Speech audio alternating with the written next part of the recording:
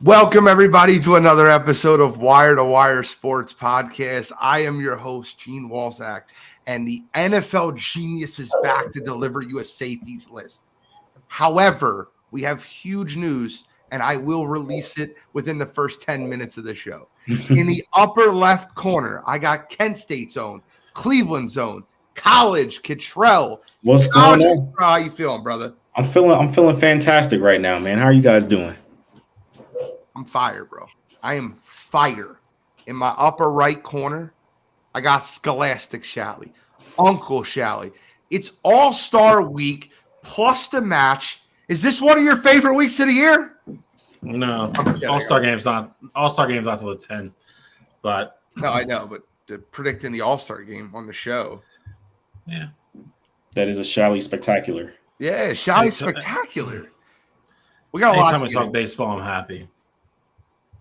We have a lot to get into. NBA draft recap, NBA free agency, and a trade that could possibly rock the world of the entire sports industry. It will flip the NBA on its head, will be released within 10 minutes. It's possible. I'm not saying it's going to happen, but I have just a lot of pieces I'm putting together and a couple people in the know messaging me, and it's just, we'll see what happens, but I want to be one of the first to release it here. And if it does happen, you can give me my Swami hat and congratulate me.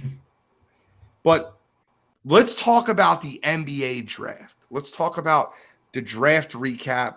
Victor Wembanyama went 1. Brandon Miller 2 to Charlotte. Scoot Henderson number 3 to the Portland Trailblazers.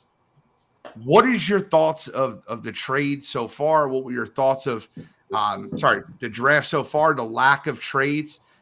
Your opinions. So for me, I think the big thing is that I know there's a lot of smoke and mirrors towards the end of, well, I should say the beginning of draft night, where, you heard in the beginning of the day, like, hey, Charlotte is really thinking about Scoot Henderson here. And, we don't know if Brandon Miller is going to go 2 or if he's going to go 3.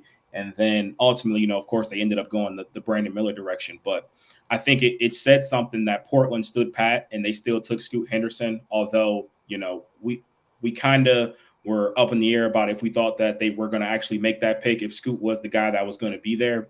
So I was interested to see Portland from that standpoint do that. I think the one interesting thing was, Cam Whitmer slipping all the way down to pick 20. That's a guy who the Rockets were potentially thinking about it at pick 4, and they get him at pick 20. So I think that's a huge get for them, pairing them with one of the Thompson twins. But that's really my biggest takeaway is that the Blazers staying pat. They're thinking about the future clearly, and then the Rockets, getting great value back, and I think those guys are going to flourish under Ime Udoka.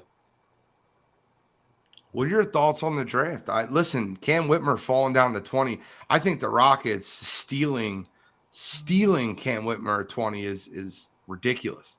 Now, I know that you were very vocal about Villanova not wanting Cam back. Shally, your thoughts on the slide? It's still, it's not something you want to see per se. But at the same time, I'm not surprised. You look at like what you heard on the Villanova campus and kind of how disgruntled he was behind the scenes. I think Jay Wright leaving really kind of, put a damper on him coming back this year. And I think you look at certain games he played this year, the lack of effort was evident. I think he was playing out the string per se to get through the year, to be eligible and go to the draft. And then apparently that carried over to his workouts. Woj and a couple other people had a bunch of reports saying he didn't interview very well.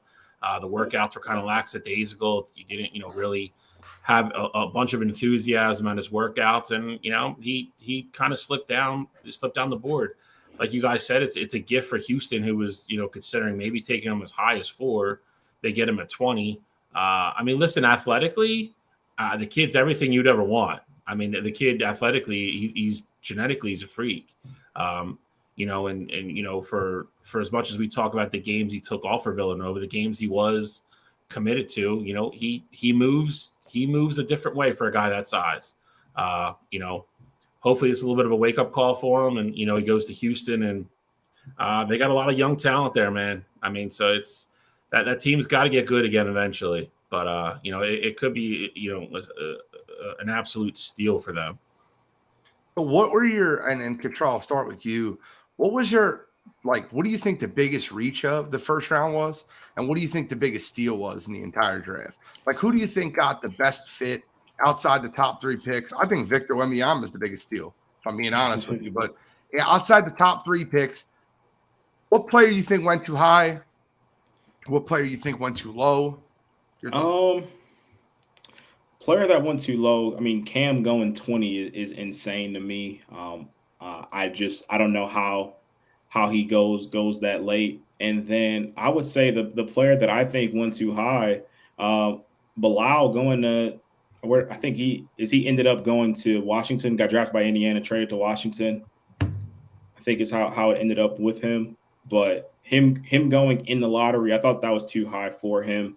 For me, too big of a question mark, too big of a project for me to be considering, taking him at that point, especially when you got a guy like Cam that's, a projected top 5 pick, and he fell right into your lap, and you go that direction. And I get it, teams want their guys, and if they expect someone's not going to be there and they didn't get to work them out or interview them and things like that, that kind of shies away some teams. But I just don't know how you go take Bilal in the lottery.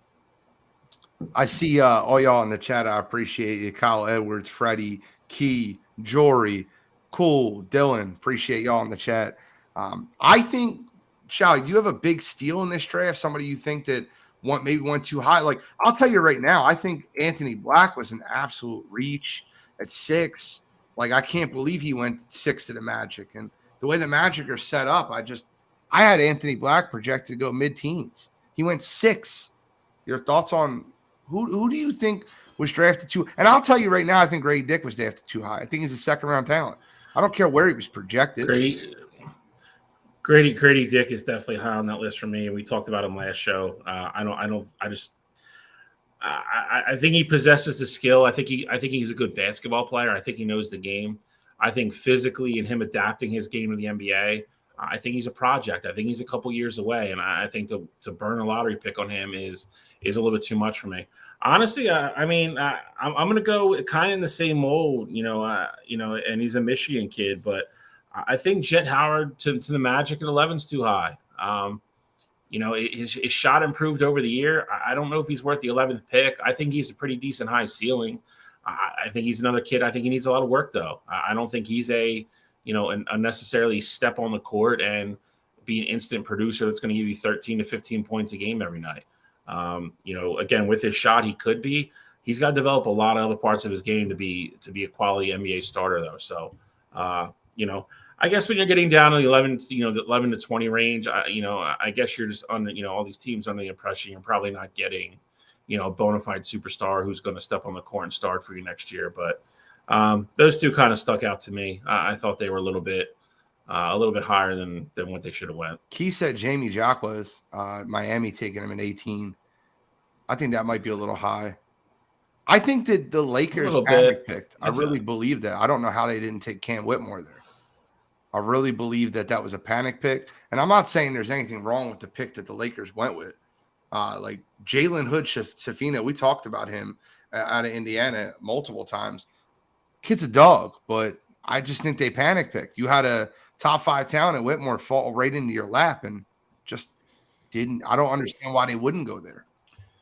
I think the problem with that becomes is the Lakers probably did no homework on him whatsoever. They probably didn't talk to him. He obviously didn't work out for them. He was somebody, obviously that they never expected for him to be available at number, where they were 17, 18, whatever they were. So that plays into it as well sometimes. It's the whole Bo Callahan syndrome. Yeah, I guess so. I guess that's what it is. Bo Callahan. Bo knows football. All right, so before we continue the draft talk, I got a lot of people listening already in the comment talking about this. I got to release this. I want to release this. I've been begging to release this. Not going to lie, Gene. Got to make you big for this one. Okay, that's fine. So I truly believe, and listen, I know Shally and Cottrell don't want to stand behind this, and that's why they made me big here. That's not true. I'm kidding.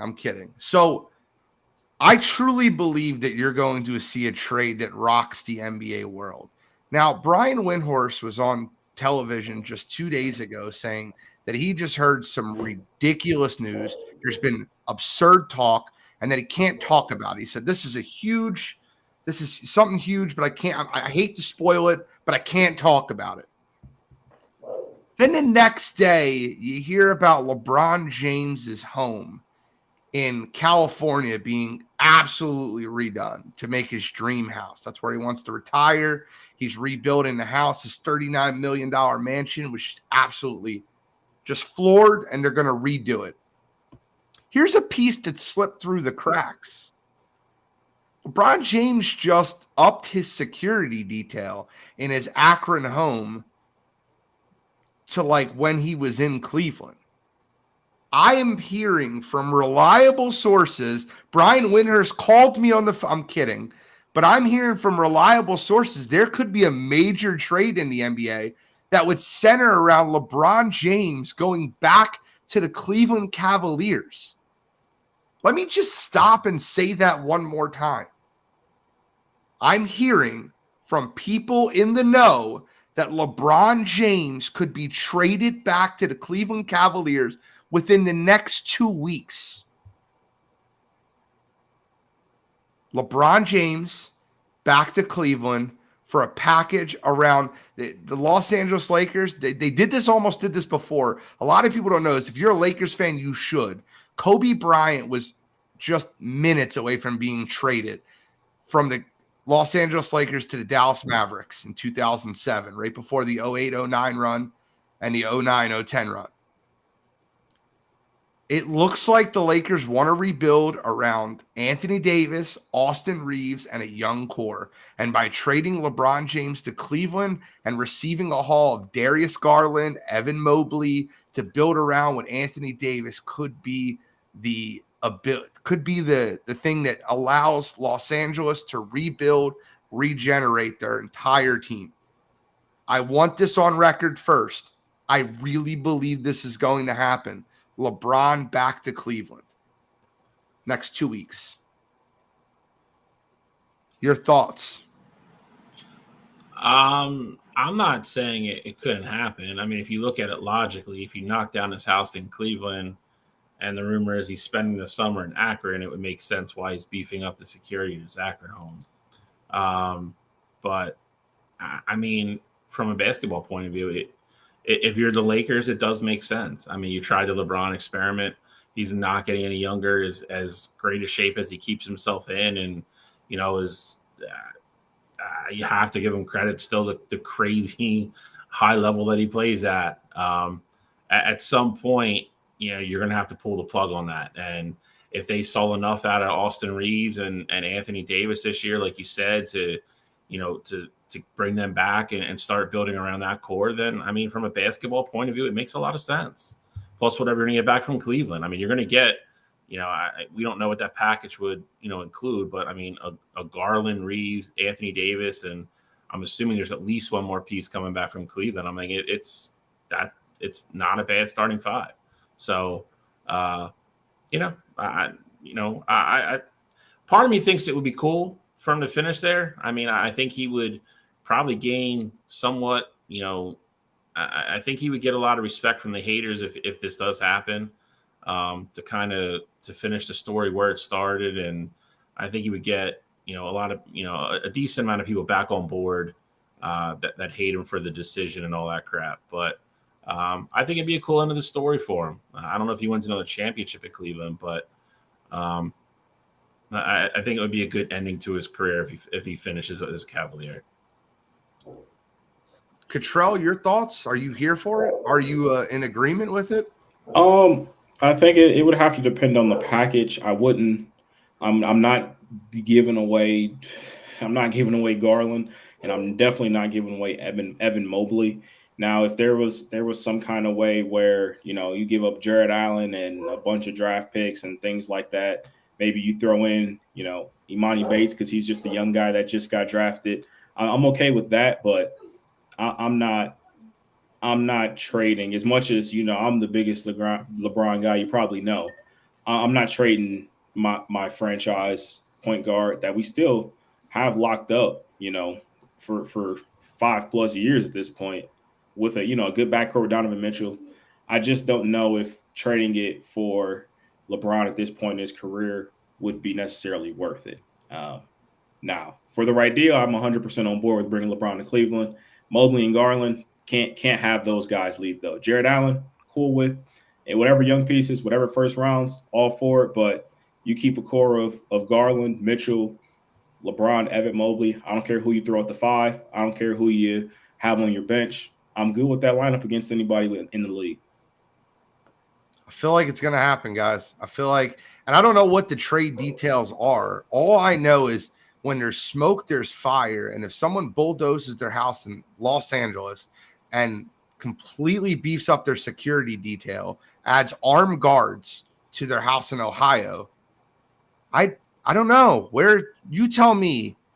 Brian Windhorst was just on ESPN talking about there's some wild stuff going around that he can't talk about yet. You remember the last time that happened? Donovan Mitchell was shifted to Cleveland. There's 3 things that you can count on in everyday life: death, taxes, and Brian Windhorst having Cavs information. The guy is intel. It makes sense. I mean, like I said, I do kind of agree with Cottrell. I think it makes a lot of sense for the Lakers. I don't know how much sense it makes for the Cavaliers, depending on what they would have to give up.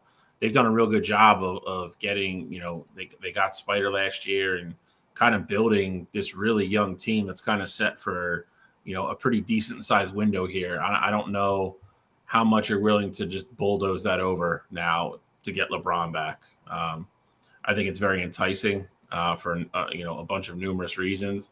I really do think it would come down to, what the package is going to be that the Lakers want back. And I guess the other question is, all right, so he knocked over his house in LA. Like, I'm assuming LeBron has property somewhere else. Like, but if he's not going to Akron, then where is he going with his family? Well, I'm sure he's got a house in LA. I'm sure he's got another one to go to. The guy's got more money than anybody I've ever seen. I was about to say, I'm sure he has money, even if it is, in the rebuilding stages. He could go get a condo or rent a house or do whatever he pleases, especially in LA. And I'm sure he's got friends that are going to be out of town, on tour. He's friends with everybody, so I'm sure he has plenty of options about places to stay. LeBron and Bronny leading the future of the Cavs. Hey, sign me up. Sign me up.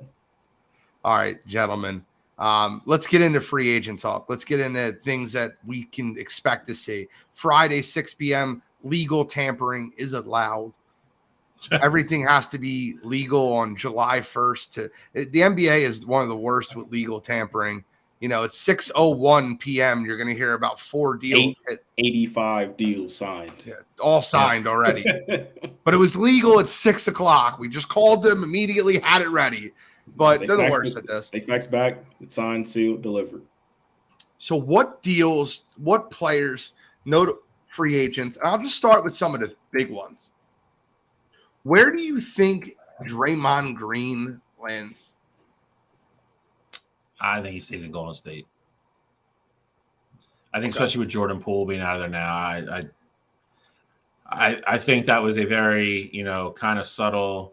We get it. That was, we understand how important you are, and I guess he really wasn't the problem. We want you back. We got rid of the one thing that would make you not want to come back. I think he ends up in Golden State. See, I disagree. I think fit-wise, it makes the most sense for him to go back to Golden State. But the money that they would be paying him it's not even that they'd be paying him. The money that they'd be paying in general is kind of insane to me. So I saw Bobby Marks kind of break this down on ESPN earlier today. And for the Warriors without Draymond Green, they'll probably be about $50 million in the luxury tax. If they sign Draymond Green, no, that not in the luxury tax. That's just what their cap is. Into luxury, they're only like $50 or so million. if they sign Draymond, they're well over $200 million in the luxury cap. And, as great of a player that Draymond is, get whatever money he signs for, he's worth that. I can't say that Draymond Green is worth over $300 million of an investment if you combine together the luxury tax plus what you pay him in his actual contract. So I ultimately think he goes with the Sacramento Kings. I think that's a match that makes a lot of sense for them. They want a veteran piece that's been there before that they can, kind of lean on. Everybody that they have now is young. They got the playoff experience under their belt already, but I think Draymond can go there. He has the familiarity already with Mike Brown being their head coach. And I think that's a move that can make a lot of sense for him. Okay. You did hear about this recently. I will bring this up now because it happened. Draymond's up in Portland right now with Dame Lillard. They're having conversations right now. Some non-legal tampering going on with Dame and Draymond Green just hanging out. What do you think the odds are that Dame Lillard stays in Portland and recruits somebody there like Draymond Green? Shally, God, sorry. I do believe deep down Dame wants to win in Portland. I really do believe that. I just don't think it's going to happen. No, I mean, they've played this.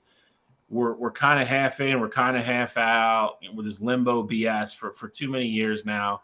He's blinked an eye. He's had 2 injury plagued seasons back-to-back years now, and now he's 33 all of a sudden. The time's running out. He's got to shit or get off the pot here. I mean, Draymond would be nice to add there. That doesn't move the needle for them championship-wise whatsoever. That is not making them a championship contender team if Draymond Green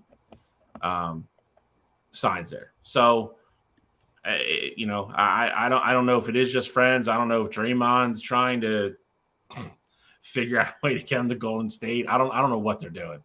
Like you said, it's always just friends hanging out, but they're hanging out next to each other and they're on 2 different cell phones with agents and everybody else trying to get deals together. So, at 6:00, they'll be like, oh yeah, we just called and, we came to terms quickly. But I think Dame gets moved. I don't think Dame's going to get moved right away. I think that deal, I think is going to be a little more complicated. I don't think that's going to be something that's going to go right away unless somebody calls them and blows their doors off with an offer. I don't think he plays for Portland again, though. I think he gets traded. And I think Scoot, we said it earlier, I think they held steady and took the player they think they needed to take there, which was Scoot, who's probably going to be, his replacement and heir apparent. And I think they're just trying to keep it quiet, but I think they're going to trade. I think Dame Lillard's going to get traded. Now, I say Chris Middleton is close to re-signing in Milwaukee up to 3 hours ago. I've been following this trade tracker and this NBA free agent tracker for a while. I wish that the NBA and these teams would just take my advice. Chris Middleton, Draymond Green, send them both down to Dallas to play with Luka and create yourself your own little big 3 between, and all 3 of those players would play great together. I wish they would listen to me. I don't know what I'm talking about apparently, but Chris Middleton looks like he'll be re-signing with Milwaukee. I think that's a good move for them for sure. It's a good move for him. Obviously, he helped Milwaukee win a championship, and I think a big part of why Milwaukee didn't have much success this past season was because Middleton was injured down the stretch. I get it, he came back, and then of course Giannis being hurt. But I think you can run it back with those guys. You bring in a new head coach as well. It'll be interesting to see what pieces they add on. But I think Milwaukee has a good core, so it makes a ton of sense bringing back Middleton. My man David Burns in the chat, he said the Blazers need to get an actual team around Damian Lillard. I'm telling you right now, I feel like a triggered person every time I hear this. I'm not going to get into it again on the show, but they've given him a team. 2014, 2015 was LaMarcus Aldridge, CJ McCollum, Aaron Aflalo. They had player on top of player. He was like 16 back then. Look, at the end of the day, I believe that Dame Lillard should be in Miami. I think he should be in Miami with Pat Riley and Jimmy Butler. It's a perfect fit. Bam Adebayo. You just got to get it done. You got to get it done.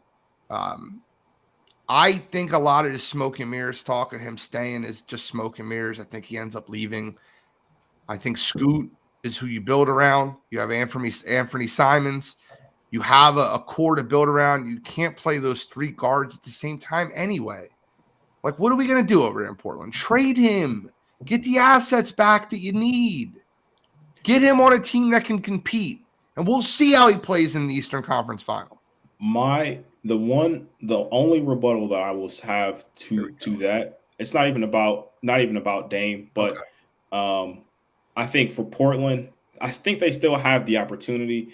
For what it's worth, I think if they can find a way to get Draymond Green to say, hey, I'm down to come to Portland. I think that they still have obviously Scoot Henderson, rookie deal. You still have Anthony Simons, who's a young guy. If you want to do a sign and trade with a guy who's, a free agent that this upcoming year, the guy that comes to mind for me is Jaylen Brown. If Jaylen Brown's not going back to Boston and he's okay to, go to Portland and play with Dame and Draymond, Boston already knows that, he could walk in free agency for nothing. So why not do a sign and trade deal if we can get back a Anthony Simons or we can get back a Scoot Henderson? And if I'm Portland, that's kind of their last ditch effort to really go all in. And I'm not saying that this team necessarily works, but you throw Dame, Jaylen Brown, and Draymond Green together and build around them. I think you can compete. I'm not saying you're favorites for a championship, but I think that could be a move similar to that. Could be Portland's last ditch effort to, put a team around Dame to try and win a championship. I don't think there's any way in the world that Jaylen Brown agrees to go to Portland. I mean, I'm with you there, but I'm just saying, if you're recruiting, guys talk. I get it. Jaylen Brown, that's an interesting piece. So before we get into Jaylen Brown, because we can park on there for a minute, where do you think Russell Westbrook ends up? Do you think he stays in LA with the Clippers?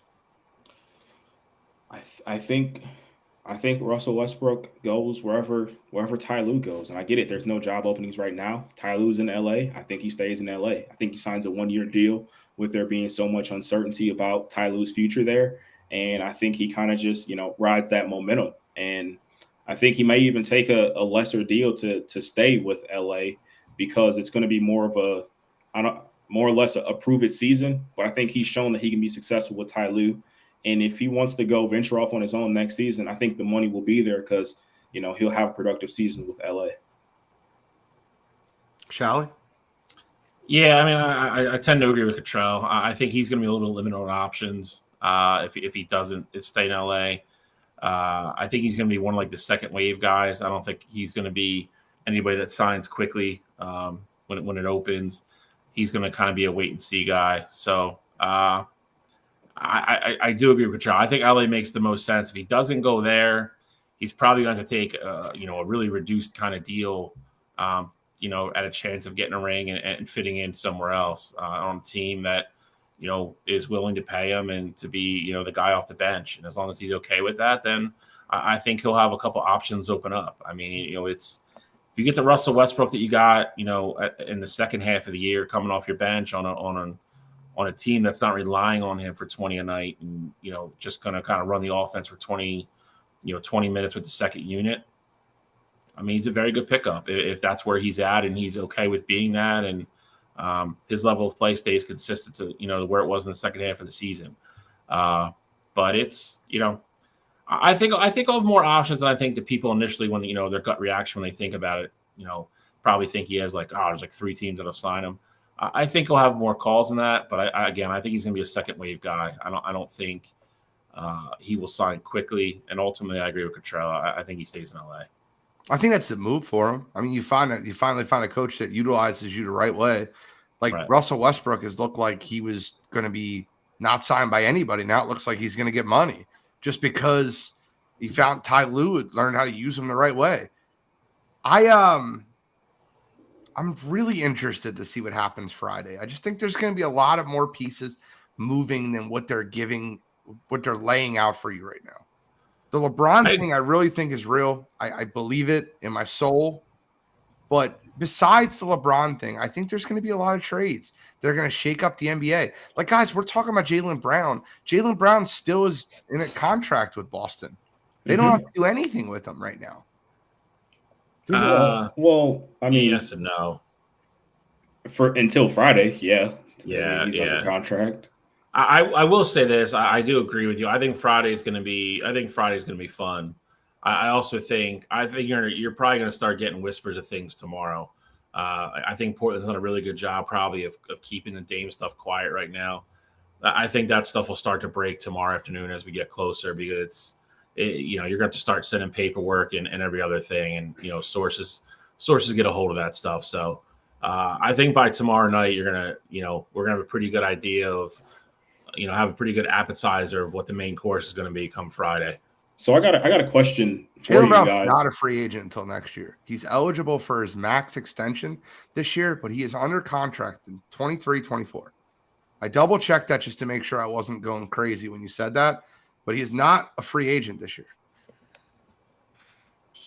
So I think that what the talk is, if you're not going to keep him and not going to extend him, you got to get something back for him. So you have to trade him.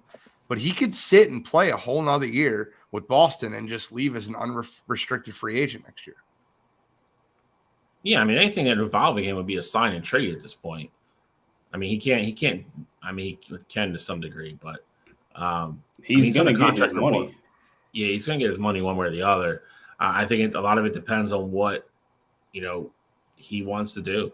I mean, if he's behind closed doors already telling Boston he wants to test free agency, then they have to trade him. They don't. You can't let him walk for nothing.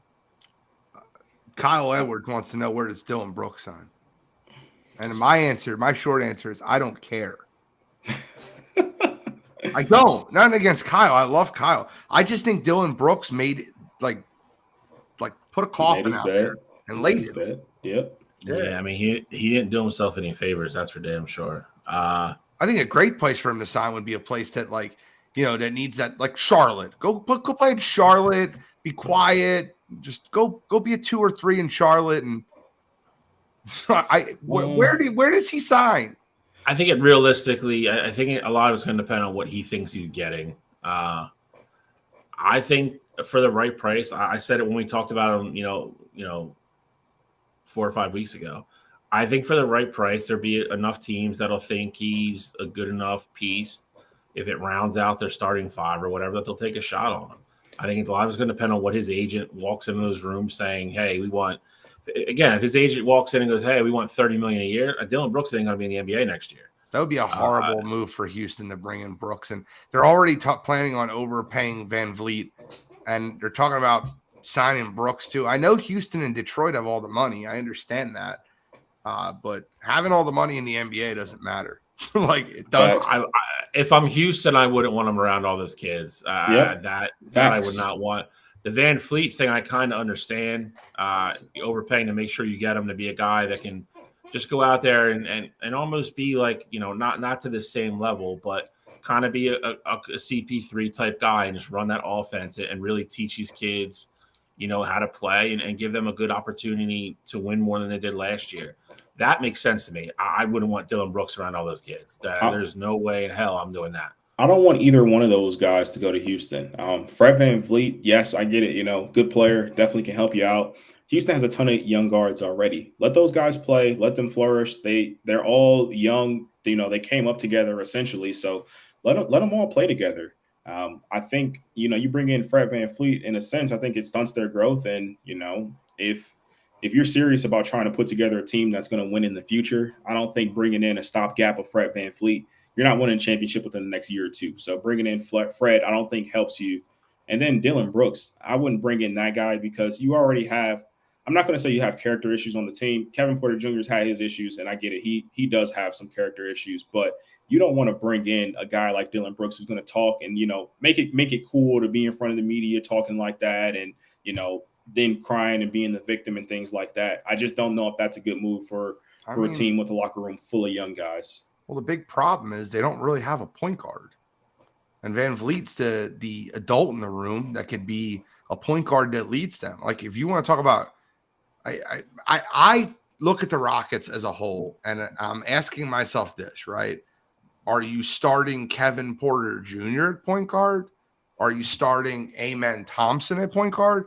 Because what essentially you're doing is you have no adult in the room to run the offense. And that's what they're overpaying for Van Fleet.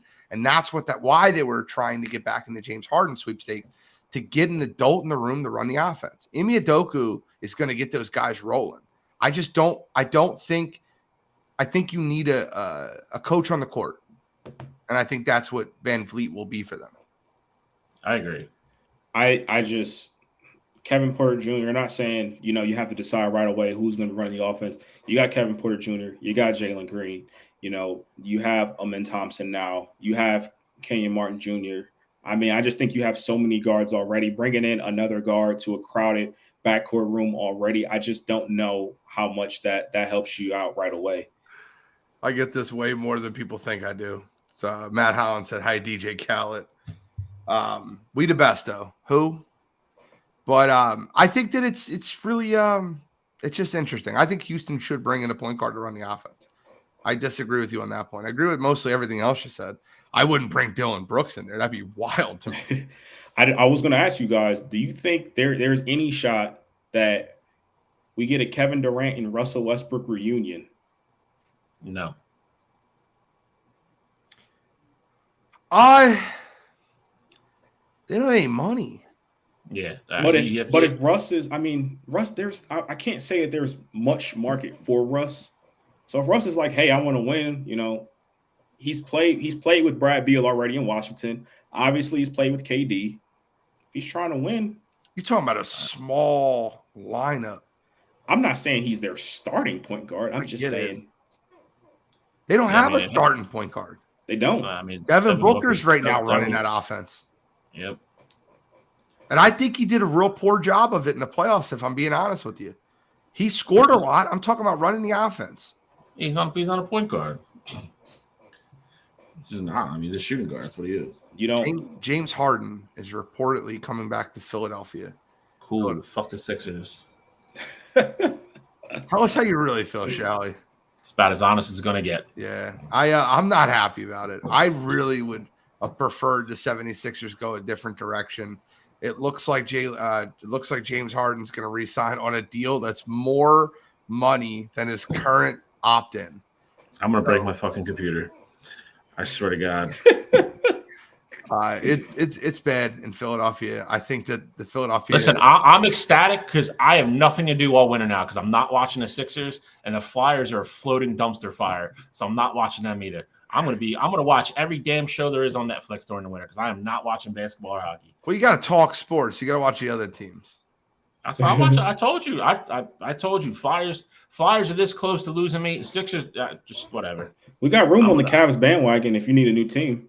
If I wanted to suffer through losses, I'll just keep watching the Sixers. I'm not thrilled with what the 76ers are doing. Once again, I need to see the pictures that James Harden has with Daryl Morey. I need to know what they are. It's got to be bad, bad. So he's got to be banging like a baby donkey in a freaking There's no reason. There's no other logical explanation to continue to give this man this amount of money. He's 34. He can barely run. Let's give him $40 million so we can watch him and JoJo play on a carousel and play pick and roll, and everybody just stand there. You're not wrong. I will say this, and this is something. Ruin my day. It's ruined my goddamn day. That's fine. I will say this.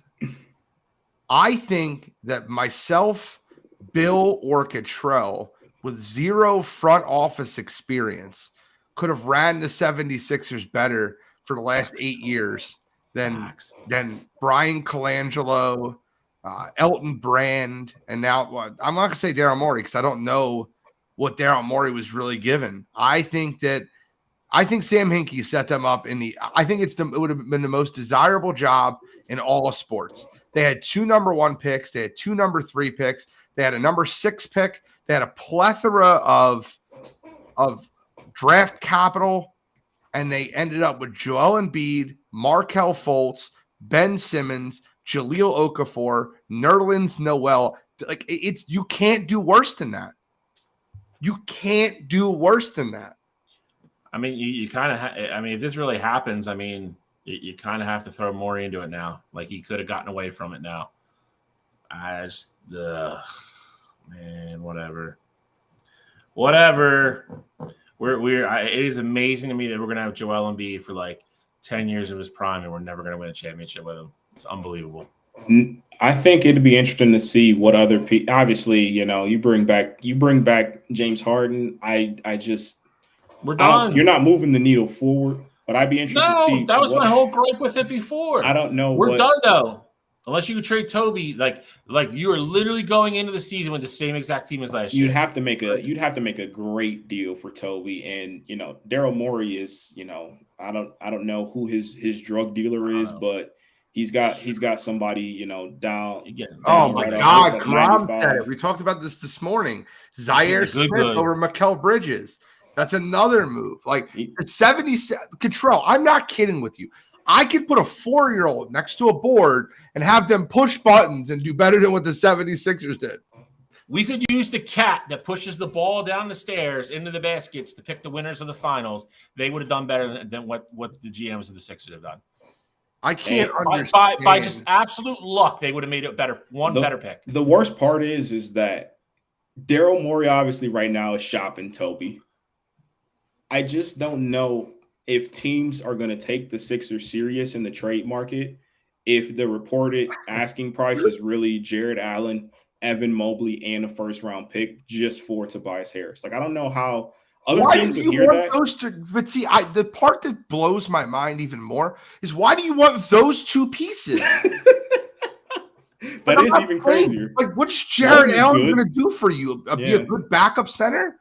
Like, that's what we're worried about? $100 million that's going to put us over the top. A backup center. What are we doing? I listen, I know Evan Mobley is a star in the making, and I understand that, but like he's not good enough to stick these strong fours. He's just not.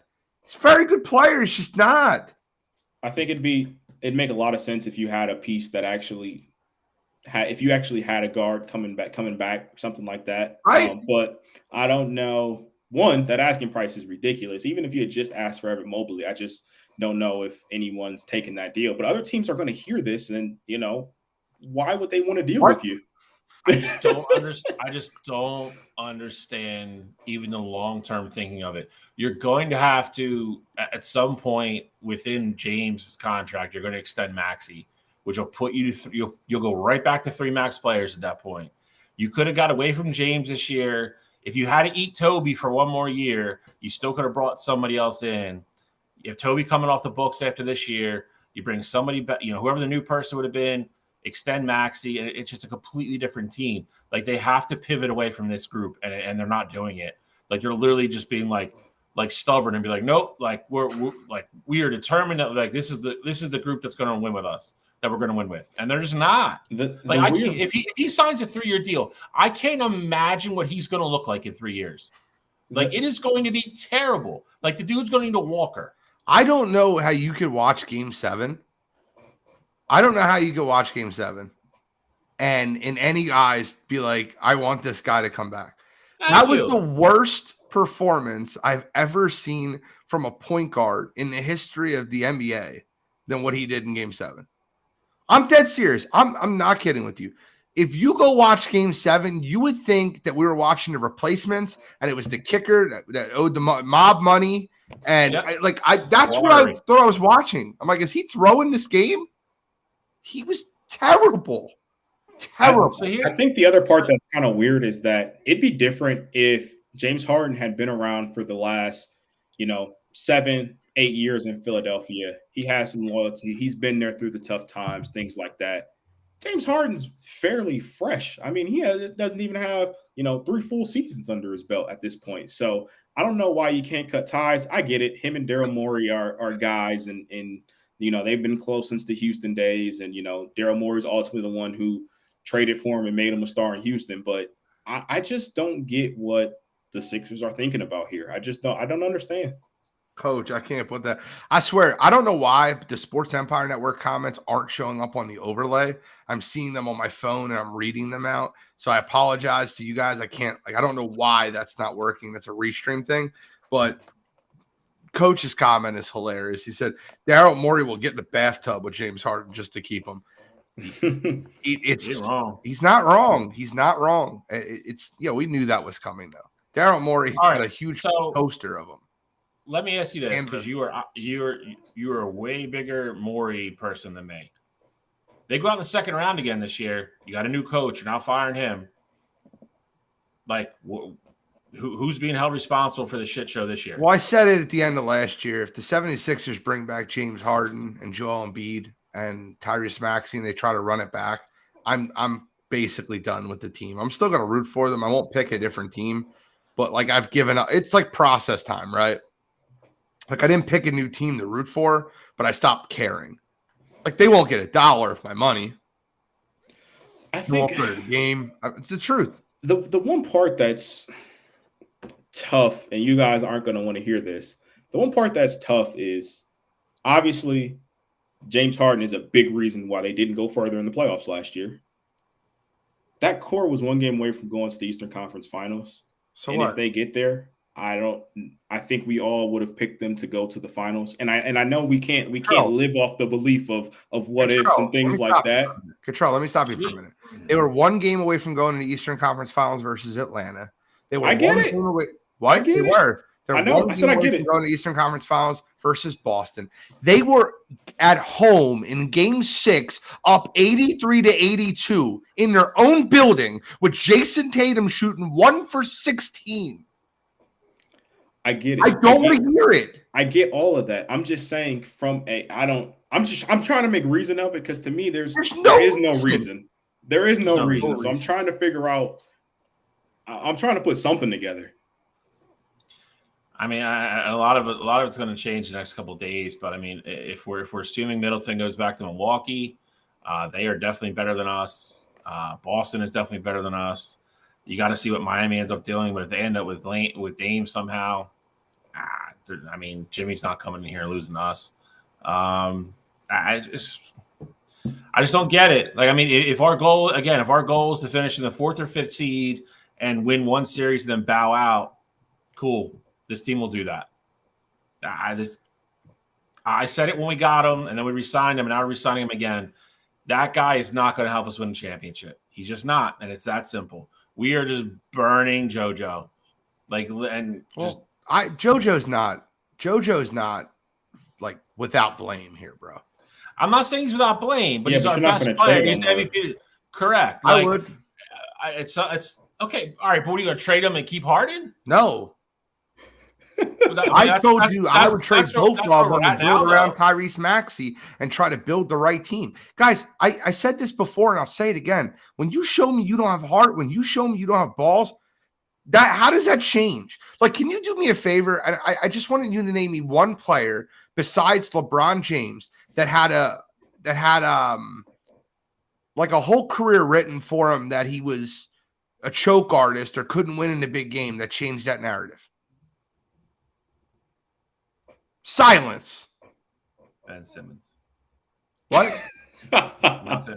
Name me a player that everyone thought was a choke artist, couldn't win the big game, that changed that narrative, other than LeBron James. LeBron's really the only one. Only one that I can think of. What'd you say, Bill?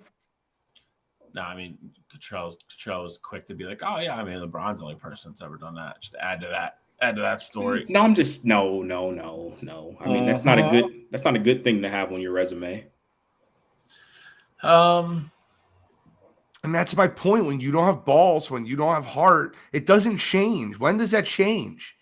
Like, you guys knew Kobe was a killer, like when he came in the NBA, right? Dame Lillard, you knew he was killer a couple years into the NBA. You could see some players that have that clutch time in them, that have that in them. Yeah, that's facts. And let me ask you a question real quick. It's been happened twice in NBA history where a person, a scoring leader in the NBA has averaged 10 less points per game in the playoffs than he did in the regular season. And both times it was done by Joel Embiid. I did know that. Wild statement. Anything else for NBA free agency? Like any hot places you think we got to kind of move forward? We got our MLB All-Star team. We got our safeties list coming up. Yep. Anything else that you guys want to add for NBA free agency? Any ticket number? Any person you think goes somewhere? Oh, not necessarily that I think goes somewhere, but I think one of those pieces, a couple of those pieces that I think can be helpful for a championship team depending on where they go. One is Dante DiVincenzo. I think he's a great piece if you can get him at the right price. Come off your second unit, be a guy that has great defense. Obviously, can shoot the ball well as well. I've been hearing a lot of people think that it makes sense for him to go back to New York and join those Villanova boys in Brunson and Hart. I think that'd be a pretty cool place for him to go. The other person I'm kind of interested about is, at this point, Derrick Rose. I know he's probably doesn't have much in the tank, but if he can come off somebody's bench and be their second unit, or just a guy who you use as a flash in the pan kind of guy, I'd be interested to see, where he ultimately ends up. Shally already posted on Facebook that the 76ers are morons. 4 minutes ago. Accurate. All right. Let's move on. We have MLB All-Stars to talk about. We've given our All-Star teams for the NL and the AL. We've created them. We haven't seen them. Let's argue them. Let's debate them. Let's have some fun. Throw up the list, Cottrell. Okay. This is interesting. Looking at it for the first time, I can definitely see that. I understand. All right. I'm done doing my first glance. I'm ready to go. Let's talk about the catcher position. Me and Cottrell have Adley Rutschman. Shally has Jonah Heim. I don't think that's a bad pick. Jonah Heim's had a great season so far. I just think Adley Rutschman leading the Baltimore Orioles to where they're at right now gives him a slight edge. But we can't discount what Jonah Heim's done at catcher. He's batting .272. He's got 11 home runs. Guy's doing a good job. So, Shally, want to explain the Jonah Heim? Yeah, I mean, it's easy. He's got better numbers than Adley Rutschman, and if you want to give him credit for leading Baltimore, last time I checked, Texas was in first place in the West. So, I'm not sure where he doesn't get credit for that.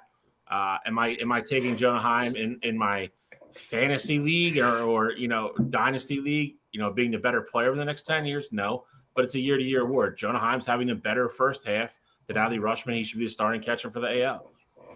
Okay, you seem a little hype about that. He was a little upset. I don't know where this Jonah Heim. You guys don't agree? Let's go on my list. I'm gonna go nuts. Well, no. You're like Adley. He's having a good year, but Baltimore's in second, so he should be an all-star. I mean, Jonah's team's in first. Well, he's a better catcher. That's why he should be an all-star. I'm not saying that. And their numbers are super comparable. The 272 batting average versus 269, 11 home runs versus 10, and Adley Rutschman's better defensively. So what are you talking about right now? Who's having the better first half? That's what the all-star list is. Who's having the better first half? I don't know. Close. Adley Rutschman's better name. He's a better name. That's all you have to say. Cool, yes. Got it. You looked up names and you did that. Cool. I didn't look up names. I know who Adley Rutschman is. There's no looking up names. Here we go.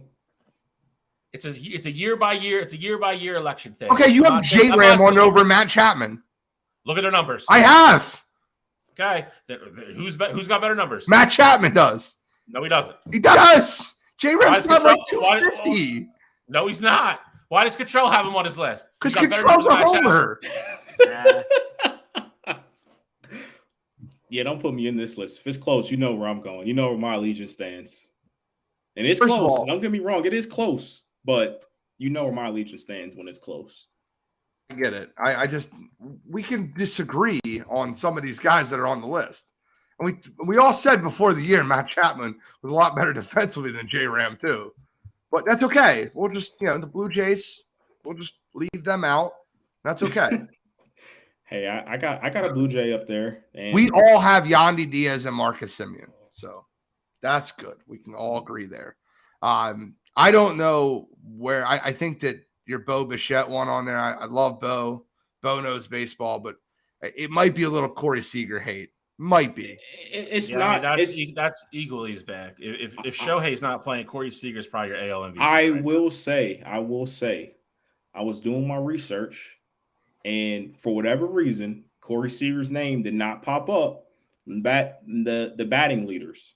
Didn't realize he's batting 345. now. He is a He's batting clear. 350. He is a clear omission here. And had I known that information, Corey Seager would be my starting shortstop. But I don't want to take away from Bo. Bo's having an incredible year, and Bo's one of my guys. You know, I love the Blue Jays roster as a whole. So I still want Bo on the team, but Bo would be my backup. I will say that. Say that now. That's a straight snub for Corey Seager from Cottrell. He pulled the Mark Jackson. He goes, I forgot him off the roster. Joking. He didn't pop up in my Google search. Bo Bichette it is. Hey, Straight I guess snub. Corey's got to play some more games to be on the league leaders list. Oh man, Me and Cottrell have the same outfield. Shalley's got Luis Robert, who's a singles machine. Definitely should be on this list. He's definitely going to make the team. I think Luis Robert actually replaces Aaron Judge when Aaron Judge goes out for injury. But the run differential for the Yankees when Aaron Judge is in the lineup versus not in the lineup is just too absurd for me to overlook that. Randy Arozarena 100% deserves to be on this list. And it's shocking that you're the only one that doesn't have Mike Trout on your list. Yeah, he's freaking hitting 253. There's Hey, no bigger Mike Trout fan. He's hitting bombs though.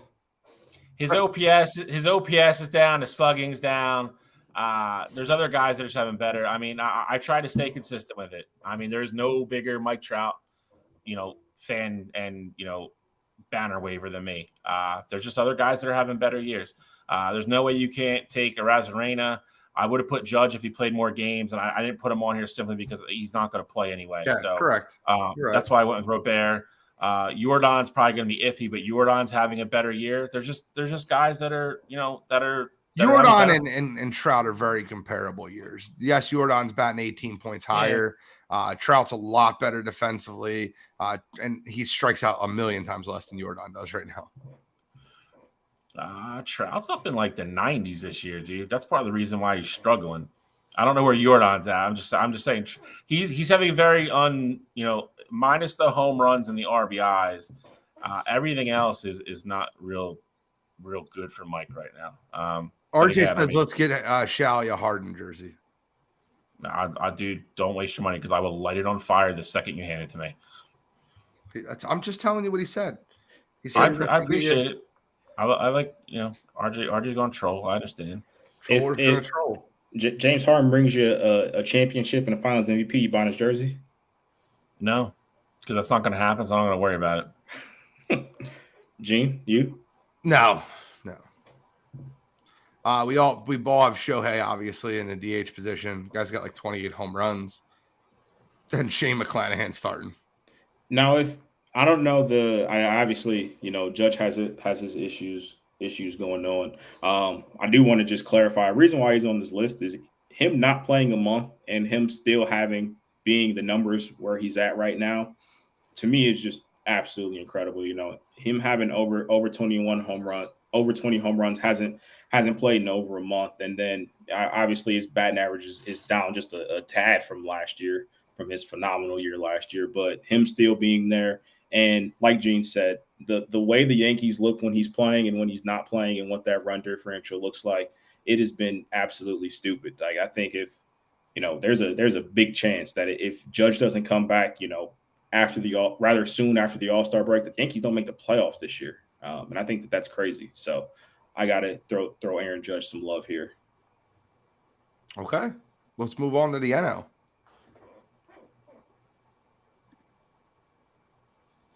Oh my God! Oh, what just happened there? Oh, that's actually pretty cool. Let's do that. I'm just kidding. Now we're not on the screen at all. Come on, there we go. All right, so quick look through. We all have the same catcher, first baseman, and second baseman. Oh man, for a guy that's really about the numbers and really about, come on, Shalley. The Frankie pick, they want to run him out of town. The Mets are on a tailspin. Orlando is better at everything. The only reason I pick him is he played like 42 games. You got to be on the 39. goddamn 39. There you go. 49. Sorry. 49. 49. All right. So he still missed over 30 games. That's the reason I didn't pick him. And I will say, and Billy Cunningham can verify, this was the last goddamn thing I filled in on either one of my rosters. I went back and forth about it. I went with Frankie just because he's playing. You can't play half the first half of me an all-star. You just can't do it. Sorry. Not on my list. Got to be on the field. I get it.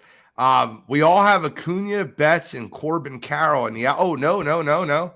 Shalley's got Castellanos over Betts. And I don't disagree with that, by the way. I have Castellanos as my DH.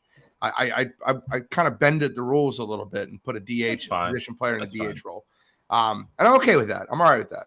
Corbin Carroll has been absolutely unbelievable for Arizona. Let's talk about third base. Let's talk about Arenado and Austin Riley. I'm the only one that had Austin Riley on the list. Your thoughts? You guys think that I'm crazy? I have like 100 Atlanta Braves. Like my goal. I was going to say, I was making the graphic and I was like, whoa, did Gene become a Braves fan on me? No, it's just the best team in baseball.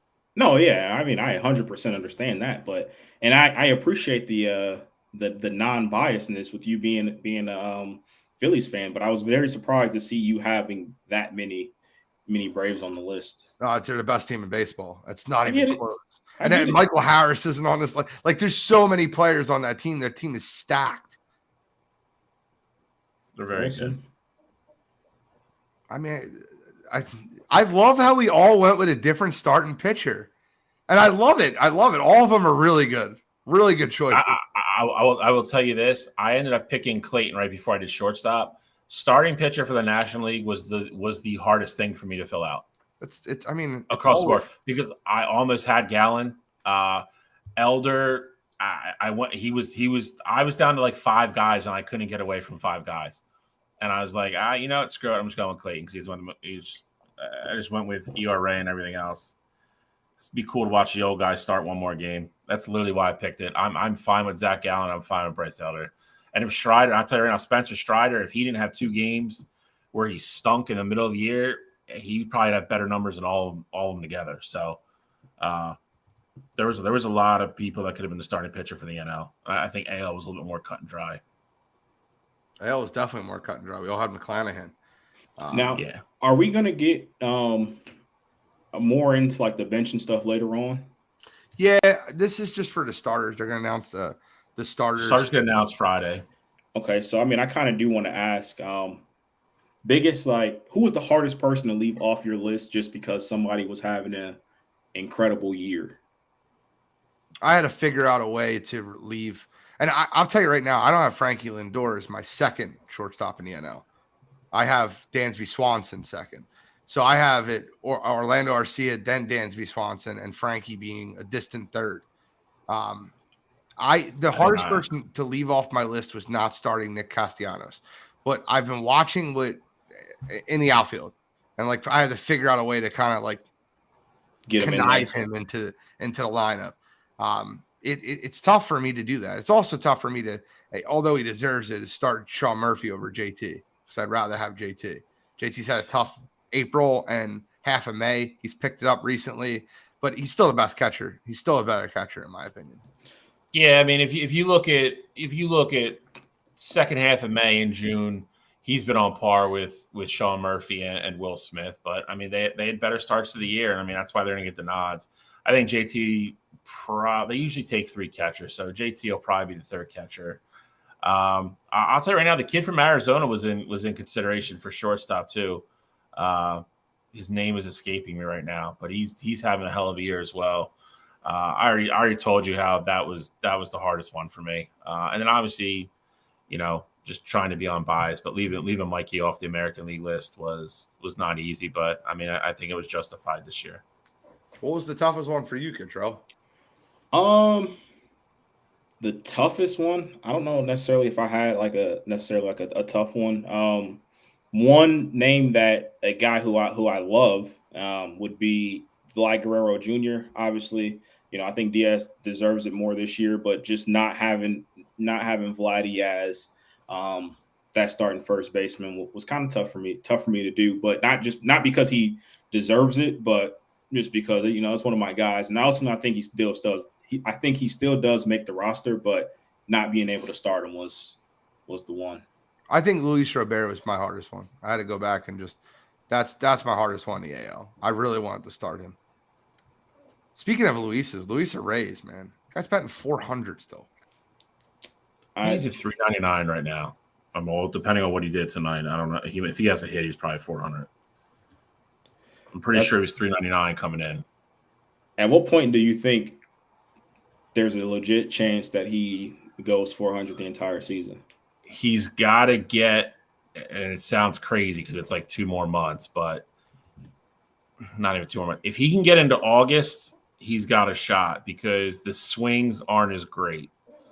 You'll have enough at bats that if you do have 2 bad games in a row, you won't drop 10 points and kind of like, just be screwed about like ever getting back to 400. If he can get in like the beginning of August, then I think it gets real interesting. But then September's tough, man. Dog days of September are not easy. When you start playing game like 135, 140, you're taut, you're tired, bats heavy. I mean, we'll see. I mean, I think it'll be fun. I mean, I hope he gets there. I mean, because that'll be, that'll kind of be like the home run chase, back with McGuire and Sosa. Like, I mean, they'll be cutting in for all of his at bats to see if he can do it. I mean, it'd be a really cool thing to see because obviously, even my old ass wasn't alive when Ted Williams did it. So, that is definitely a number I never thought we would see broken. So, I definitely don't want to see it. I said this today. I said this today, and honestly, it's a little selfish. I would love to see him do it, but only hit like 402, and not beat Ted, and I would be happy with it. I don't want to see him do it at all. He's not the name that should do it. There should be a name that does it, a great player that does it. Nothing against Luis Reyes, but he's a slap singles hitter. He is not. It sounds selfish, right? But like, I would rather have Tony Gwynn done it. I would rather Juan Soto do it. A guy that's an all-star caliber, year in and year out, superstar in the league. I'm at least Luis Reyes down there in Miami where they can't draw 10,000 people a night. It just really kind of sours it for me a lot. I mean, I get that, but at the same time, like I'm a big history component guy. Yeah. So like if I get a chance to watch history, like I'm all for that.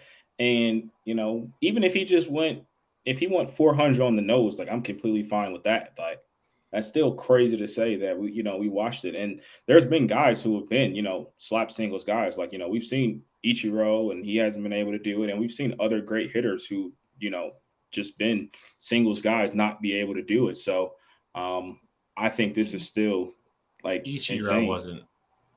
I get it. He's more. He has more than. Guy. Yeah, I get it. He had more, but Ichiro's just fast guy. If it gets down the infield and it's in the wrong spot, Ichiro's getting on base. That's more so what I meant with that. Obviously, Ichiro had more power. Ichiro doing it would be cool. Tony Gwynn had a decent run at it the 1 year. George Brett, I think, had a really good run at it 1 year. Like they were guys that were like 385 plus in the September. You just have that one bad week though, man. It just sinks you, and it's baseball so hard. It's so hard. So I want to just shout out Cool for a minute. One of the guys from Sports Empire Network. I just think it's very interesting. He's a Philadelphia Eagles fan, a Denver Nuggets fan, and an Atlanta Braves fan. It's just random, but he lives in the Atlanta area, North Carolina area. I don't know how he became a Nuggets fan. I don't know how I think he from here. It's how he became an Eagles fan. But it's just very interesting. Just wanted to shout him out for a minute. That's funny. Is that shade? What? I said, is that shade? No, not really. Oh, okay. No shade. Okay. I would like the backstory. Joseph Jeffers said Shohei doing things no other player has ever done. What do you think his contract will end up be? And where do you think he'll end up? I got to answer. I got to ask you guys this. His contract is more tricky than people think it is because Shohei is older than people realize. He's 29 going into his 30 year. I think he's going to get a 6 or 7 year deal, but it's probably going to be worth $55 million a pop. I think you're looking at crazy AAV. I don't think he goes to New York. I hate saying the Dodgers, but I really just feel like that's where he's going to freaking go. I don't think there's any shot he stays in Anaheim, even though it looks like they're probably going to make the playoffs, which is crazy. Isn't it? I don't know realistically how many people can afford him. I mean, it's a short list. It's the Dodgers, it's the Yankees, it's us if we really want to. The Braves don't do stuff like that. I guess maybe the Cubs. I don't think there's any shot he goes to Chicago, though. I don't know. I don't know. Am I missing somebody, Gene? I'm trying to think. I guess maybe Boston, but I can't see him going up there. Well, yeah, I don't think he's gonna. That they're about to blow that up, dude. Yeah, but they got an owner that likes to spend money. So he literally came out today and said he'll eat money to get some of these guys off the team right now. He's so honest. I love it. Listen, I would take Steve Cohen as our owner. The guy spends money. It's not his fault that the people he spends money on are sucky. He's not the person that's in charge of spending the money. I'd fire the GM yesterday. I don't disagree, but I mean, I think it's kind of hard to not give John Middleton his credit over the last couple of years with what. No, nothing against John Middleton. My point being is, like, it's hard for you not to like Steve Cohen it's not as a Mets fan. I mean, obviously, I know what you mean. Yeah, I mean, if he was the Phillies owner, yeah, I would be ecstatic he was their owner. I get what you're saying completely. He's a no-nonsense, wants to win at all costs, and he actually means it. Not like, hey, we're going to do this, and when it comes time to write the check, and he's like, yeah, we're not signing that guy. And he's like, okay, like, how much do you want? It's I understand what you're saying. I don't disagree with that either. If you're a Mets fan, you have to be happy that he's the owner of your ball club. I have no idea what the ultimate number looks like for Shohei. I guess my question would be, is there, barring injury, is there any way Shohei doesn't win MVP this year? No, there's no way. No, it's gonna. It's like, is it already locked up at this point? Yes. Like, I think he's minus 2,100 or something already. Yeah, it has to be stupid because I mean he'd have to fall off a cliff essentially. He would. I mean, he would have to get hurt. It's the only way it happens.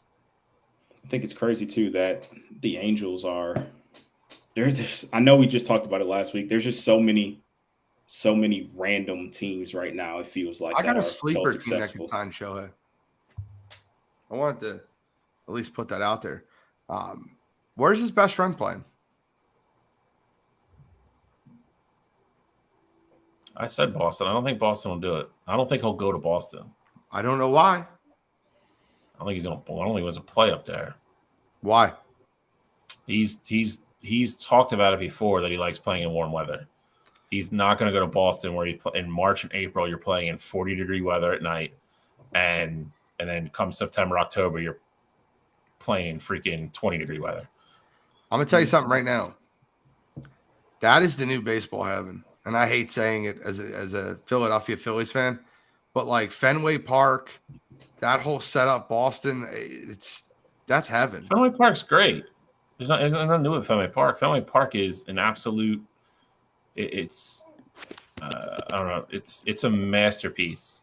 You got a recruiter up there too. You do. Again, Boston has kind of shied away from those deals the last couple of years, though. I know they've definitely been he's not making crazy money. You know, they let Bogarts walk. I don't think they're going to get into that bidding war of paying him $50 million a year because that's honestly where I think it's gonna take at least that to sign him. Doesn't look like a bad deal letting Bogarts walk so far. I mean, we kind of get that though. After every, I don't disagree with that. It seems like that first year being somewhere new, at least it seems like players have been struggling. So we got to see the long term of that deal.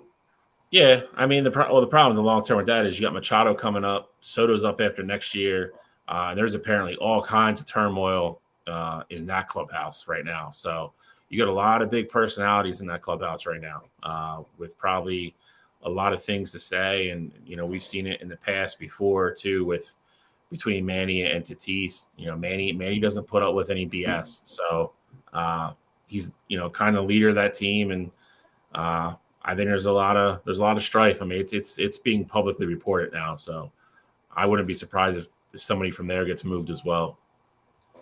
I got to at least say this. I don't think you can tell me a 2 through 6 that you'd rather have in baseball than what the San Diego Padres have flexed this year, going from Tatis, Soto, Machado, Bogarts to Cronenworth. None of them are performing to their own standards. None of them. No, I mean, Soto's coming around a little bit. He's been batting Tatis has been good since he came back, but he's still getting those big jumps because he's having a lot of at bats yet. Machado's been off; he's been hurt though too. Cronenworth's having an awful year, and Bogarts hasn't been good. I mean, it's again. I think, I've talked about it. I know Gene's mentioned on the show. I think when you pick up your life and move it somewhere, and you're looking at Bogarts, and then even with the Phillies with Trey Turner, they literally went coast to coast. It's a lot, man. I mean, I think it's until you really get comfortable and get used to playing in a different ballpark 81 times a year and all that. I just think it takes time. I really do. I mean, there's just too many instances where, superstars like bona fide, just absolute great players get traded in the first year. They're somewhere, they're way off, and in the second year they bounce right back like nothing happened. I just think there's something to it. You're uprooting your family, your kids, everything. I just think it's a lot. It's fair.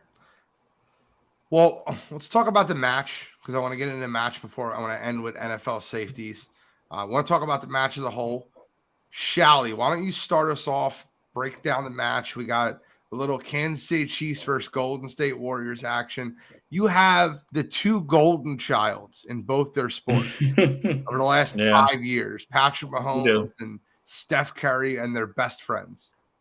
So it's going to be, I think this is the first year where no pro has been involved at all too. So that'll be a little interesting. They're going to play at the Wynn course where Brooks and DeChambeau played last year. It's only a 12-hole course, but it's at the Wynn Resort in Las Vegas, right on the Strip.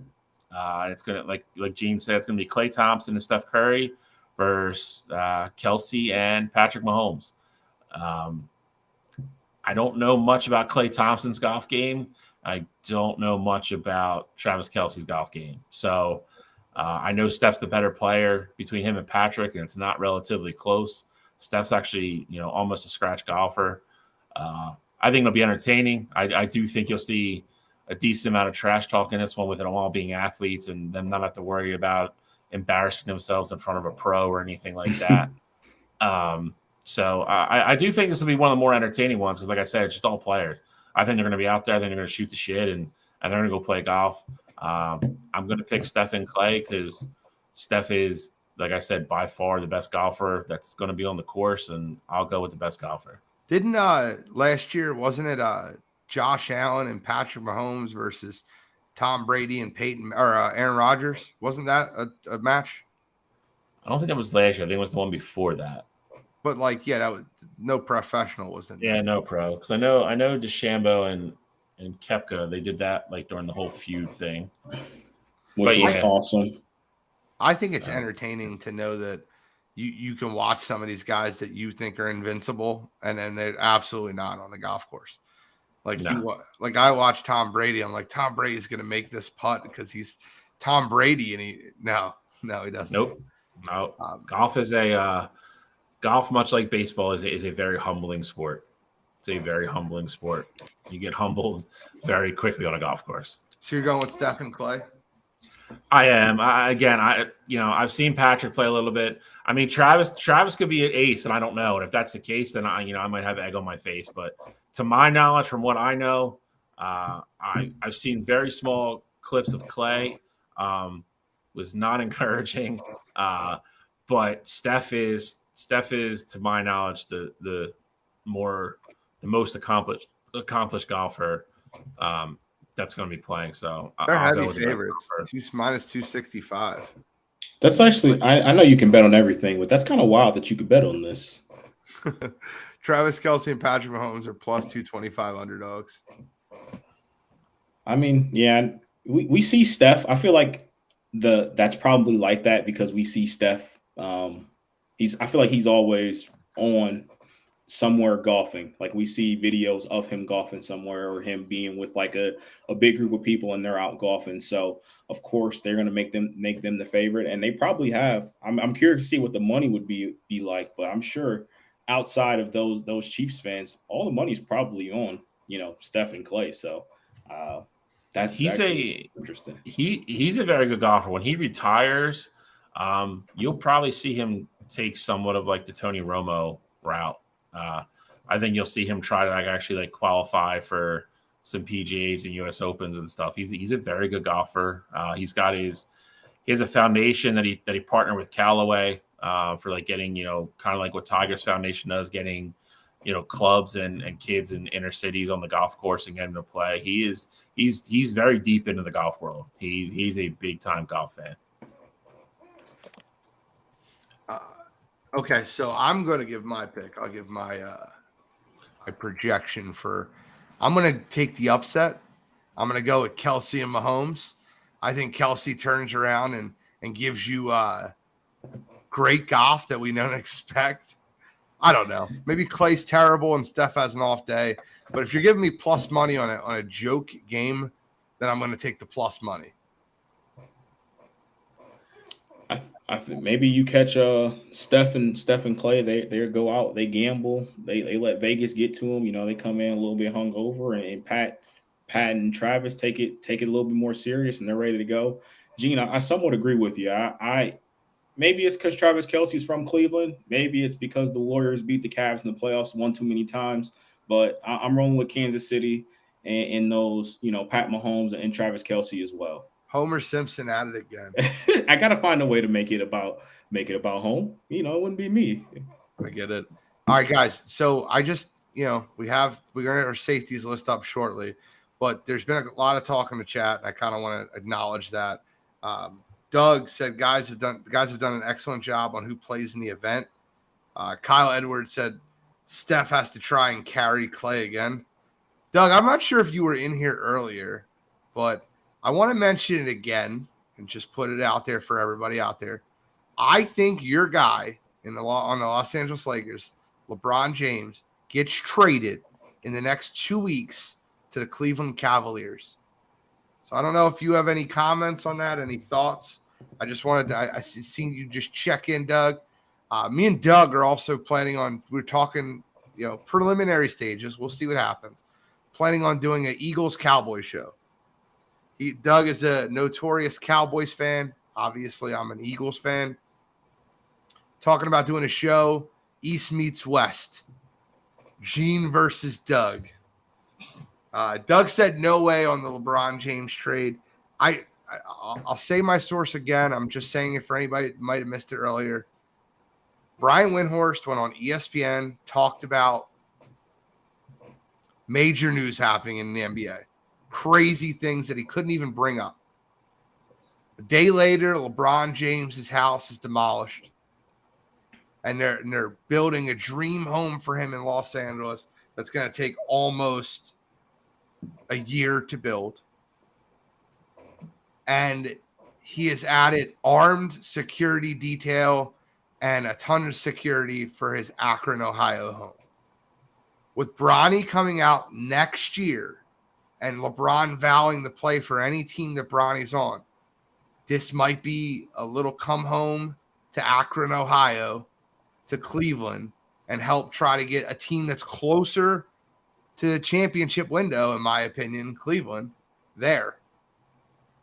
Look, we could talk Los Angeles Lakers basketball all we want, but I don't think you even believe that Los Angeles team is championship worthy. A year older, you had everything fall for you down the stretch. LeBron James and AD played every playoff game. That hasn't happened since 2019. Personally, if I'm LA, I want to do it. If I'm the Lakers, I want to do it. But Just wanted to make sure I brought that up one more time for anybody listening in the chat. LeBron James to the Cavs. If it happens, you heard it here first. Control, I get credit for that one since you like to call me out on things I say. You do get credit for that one. Now, are you referring to the DeAndre Hopkins? Yes. You know I couldn't just let you go off easy. I said D-Hop to Cleveland the same show you did. Yeah, I know. Well, I heard it here first and a half. Hey, you know I got to give you a hard time. It wouldn't be right if I didn't give you a hard time. Let's get into our NFL safeties list. I'm so interested. These lists are fun to me because I don't know where Shally has his list. I don't know where Cottrell has his list. I just know what my list is. Cottrell's the only one that gets to see everyone's list as he's putting everything together. That I do. And I asked him earlier, I said, is there any like real surprises? And he says, not really, but there is one player that's higher on one list and lower on two others. But I'm just interested to see where you guys have everybody. So, Cottrell, whenever you're ready, throw it up there for me. It'll be up here in 1 second. Bang. I'm a professional. I can keep talking through it. Joseph Jeffers just said Kevin Byard number 1. Oh, he's a Tennessee guy. He's a Tennessee guy, so that makes sense. Listen, Kevin Byard's high on my list. He's done great the last few years. He's not number 1. He's not number 1. I don't think he's number 1. No. I think he's number well, you'll see where I think he is. I also have a name. I doubt that every one of you guys have the same name I do, but we'll find out. Is it the same 10? Everybody have the same 10? Let's see if this is going to upload here. He'll upload. It'll work. It's processing. It's processing. Bang. There we go. So without further ado, here's the list. Okay. 1 and 2, everyone the same. 3 and 4. Okay. I see it. Me and Shally just flopped around a little bit. Okay.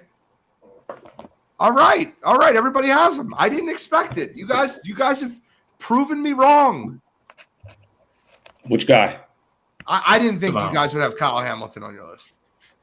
I'm a huge Kyle Hamilton guy. I didn't think you'd have him top 10 already. It's a projections list. I get it. Yeah, I love it. And somebody messed up my list because they have Kyle Hamilton 6 and 8. That's not what I have him. Oh, you got you got Honey Badger 8. Easy fix. So I could just read it out. No biggie. Oh, they said they can't see the list on Facebook. Here we go again with restream. This happens with the lists. Try to reload it again. Yeah, I'll try and reload it here. But I'll go into my list right now though. Since I'm starting off anyway. I got Antoine Whitfield Jr. as my number 10 guy who, has been consistently one of, top 10, top 15 safety in the league. I think with that Tampa Bay defense, that's going to be the bright spot of their team this year. Clearly, they don't have a quarterback. Byron Leftwich isn't there anymore, and the fact that their defense is just going to have to hold it down for him. So I think Antoine Whitfield has another productive year, and I think that's ultimately why he's at number 10 for me. Okay. Number 10, I got Kyle Hamilton. Guy was very high on coming out of the draft when he was coming out of Notre Dame. I love that Baltimore got him. I thought it was a great fit for him. You saw last year, at the end of the year, his usage went up. Baltimore's defense improved across the board. He is absolutely going to start this year. He should play even more than he did last year. I think he has the ability to be way higher on this list next year. Played very well against the run last year when he did play. No interceptions, but he had a couple pass breakups. Was stronger against the pass than I think a lot of people thought he was going to be. I love how the kid plays. He's very smart. He's a better athlete than people give him credit for. Number 10, I think he's on his way up. I think he's on the ascent still. Okay, so I have Antoine Winfield Jr. number 10 for me. I know, let me just remind everyone when we're doing these lists, this is a projections list. We are projecting the 2023-2024 season. This isn't where they are ranked or who they're ranked or why they're ranked where they're at. This is a projections list. I go a little nuts on these things, and I understand that. Antoine Winfield Jr. is only number 10. I don't think he's the 10th best safety in football, but he's only number 10 because he's going to play for a god-awful Tampa Bay team. I don't think Tampa Bay is going to be good. I think Baker Mayfield is going to turn the ball over a ton. And if I'm being completely honest with you, I think that, what ends up happening on these bad teams around week 12, week 13, guys just, oh, yeah, my ankle hurts a little bit. I'm not going to play the rest of the year. And I'm not saying that Antoine Winfield will do that, but there's a reason I don't have a lot of those guys rated higher. Antoine Winfield's my number 10. Number 9, she's a beaut, that number 9. I got Budda Baker. Budda Baker is my number 9. And it's, once again, I don't think Budda Baker is a bottom. And by the way, the safeties list is up on the screen for everybody. Cottrell's got it working. Budda Baker, I don't think he's the 9th best safety in football. I don't. However, plays on an Arizona team that might win 4 games this year. He might call it quits. He's been asking to get traded. I don't know where he's going to be. I have Budda Baker as my number 9. Talent's there. Just can't put him any higher. Number 9 for me, I got Talanoa Fango from San Francisco. Physically, kid has all the talent in the world. Had a great year last year. Wasn't on anybody's list last year as a rookie. That's hard to project as it is. Had a bunch of interceptions, bunch of pass breakups. Didn't necessarily, play great down the stretch. He's a little bit of a risk taker. But you watch him play. You watch his breakdowns. He has great instincts. Does it get him in trouble a little bit sometimes? Absolutely. But more than not, he's going to make a big impact play. I think him and Kyle Hamilton, for different reasons, I think are kind of joined at the hip here. They're both young. I think next year they're probably, you guys have them both higher already, but I think next year they're both even, drastically higher on these lists across the board. Young, talented kid. I think he's just going to get better. Him out with Anton Whitfield with Tampa Bay. Hufanga's got a great situation in San Francisco. Might have the best defense in the league. He is support everywhere. The kid's just going to get better and better. So I have him number 9 this year. Again, I think he's on the ascent. Okay. Awesome. So my number 9, I got the same guy that Gene had at number 9. That's Budda Baker. Gene couldn't have hit it any more on the head than he did. I think Budda Baker is a top 5 talent in this league, but Budda Baker is stuck on a team in Arizona that is awful defensively. They don't have anybody to get after the passer, which is in turn going to make his job harder. Coverage-wise, they don't have, great guys on the corners, which is, again, going to make his job harder. He's going to have to react to a lot because I'm sure there's going to be plenty of people open. So I couldn't just leave Budda Baker off this list. I almost did, just because I think there's a safety that's in a better position than him that is also super talented. But Budda Baker is just one of those guys who I've always been really high on, and I just think his light's going to shine bright on a very dim Arizona Cardinals team.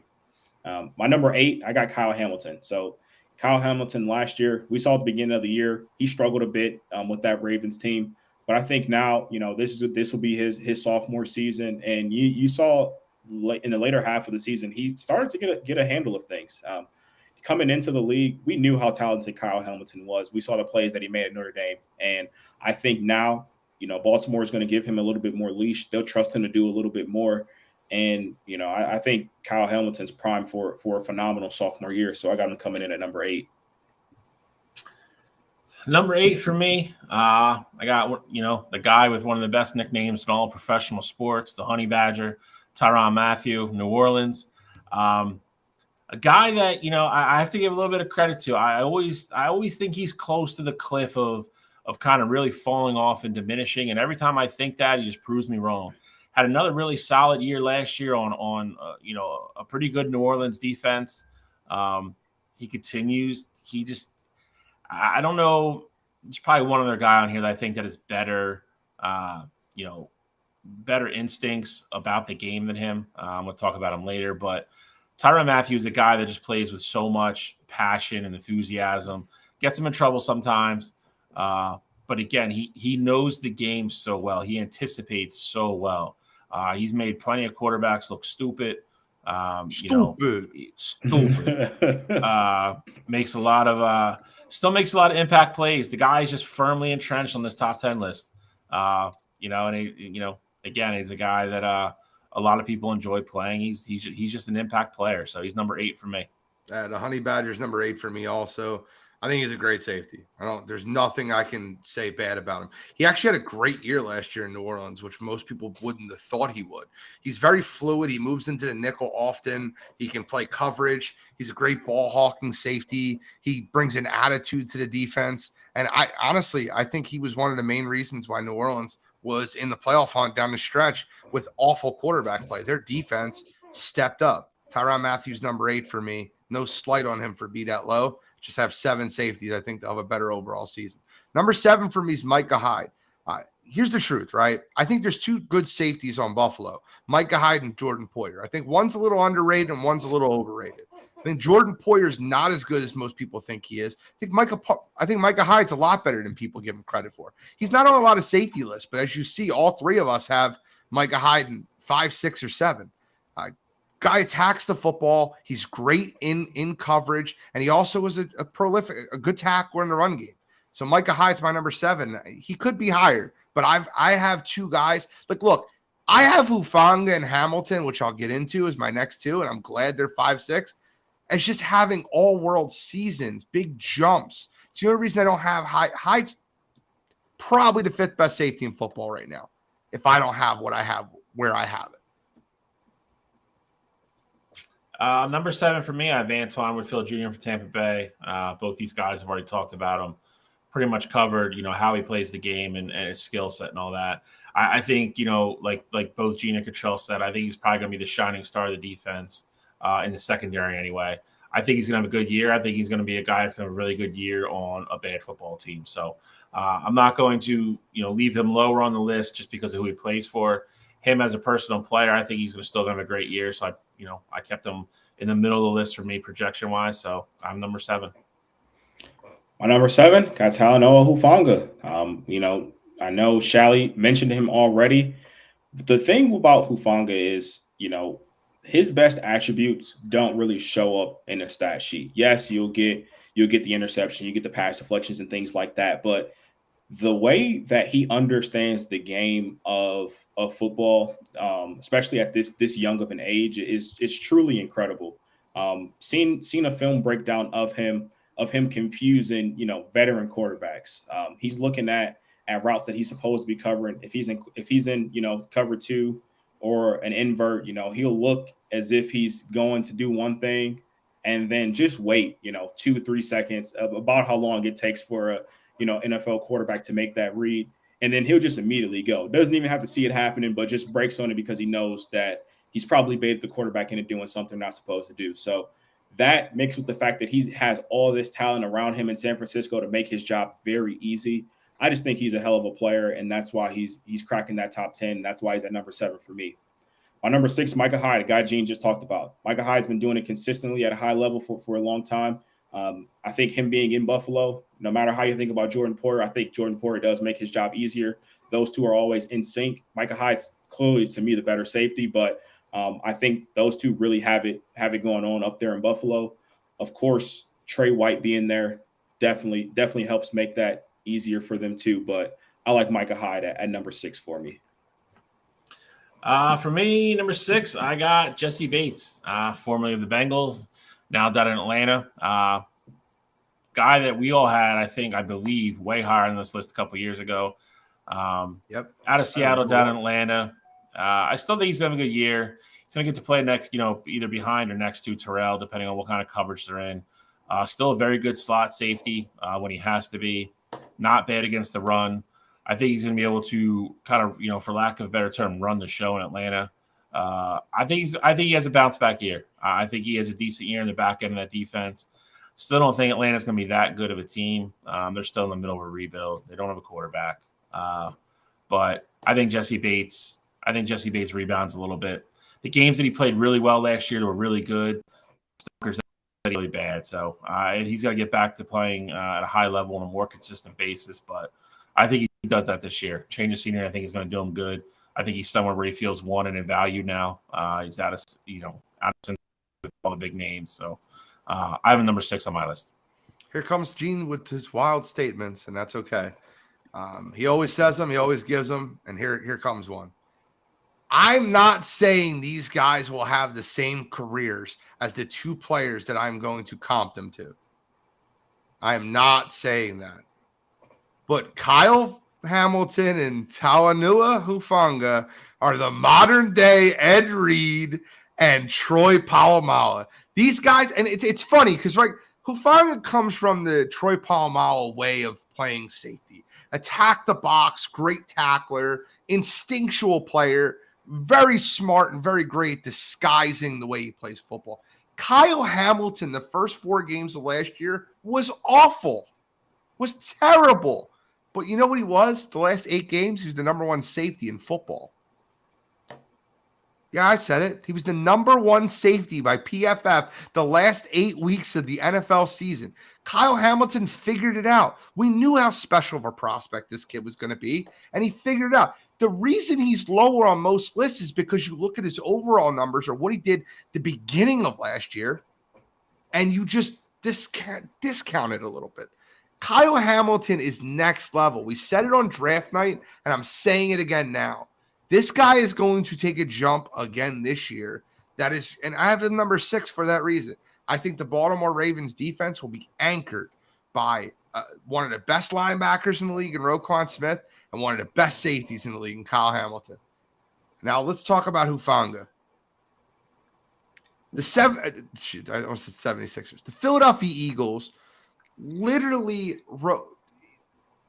made their entire offense in the second half of that game to run the ball away from Hufanga. That's how much of a difference this kid makes in the secondary. They were running strong, weak side runs every single play, getting Hufanga on the opposite side. So they switch Hufanga over to the weak side. Jalen Hart start running the football to get an extra blocker just to put a body on this guy. This is only his second year in football. And for a guy that the one knock on him is sometimes he just overplays things or makes the wrong read or the wrong decision. When do those instincts get worse year over year? They don't. They get better. Hufanga, and you know the one thing I find very interesting? The San Francisco 49ers just lost their defensive coordinator. So normally when you're talking about a player that lost his defensive coordinator, you're kind of worried about him taking a step back.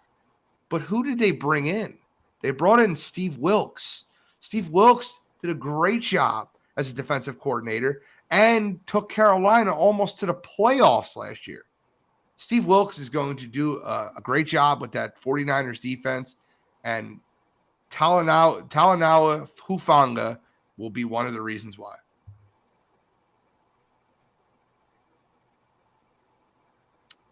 I'm off my shall I? Yeah, number. I didn't know if you were ever going to stop talking. No, never. Number 5 for me is Micah Hyde. Again, another guy that Gene and Cottrell have already talked about, and they pretty much nailed everything you need to know about as a player. You do constantly always have the Micah Hyde, Jordan Poyer, comparisons. I think Micah Hyde's the better overall safety. I think Jordan Poyer might be a little bit better in coverage. Micah Hyde's the glue that holds that defense together, though. He could play. He never. I think he only got beat over the top 3 times last year, like 32 attempts or something like that. He is just really smart. He is very good at keeping the play in front of him, not giving up big plays, solid tackler, coming off a little bit of a scary injury. So that's a little bit of, gives me a little bit of pause with him. But again, you see that he made all 3 of our lists. I think with Micah and Jordan both being healthy this year, I think that the back end of that Buffalo defense will be a lot better. They won't be as leaky as they were at the end of the year last year. But for me, if I had to pick between the 2, I would pick Micah Hyde. That's why I'm number 5 on my list. My number 5 is Kevin Byard of the Tennessee Titans. Guy, I see you guys are a little bit higher on than me. It's not that Byard isn't, I don't think that he talent-wise he's higher. I just don't like the situation that he's in. I think that Tennessee team, yes, they are good, but I don't see them I don't see them being very successful this upcoming season.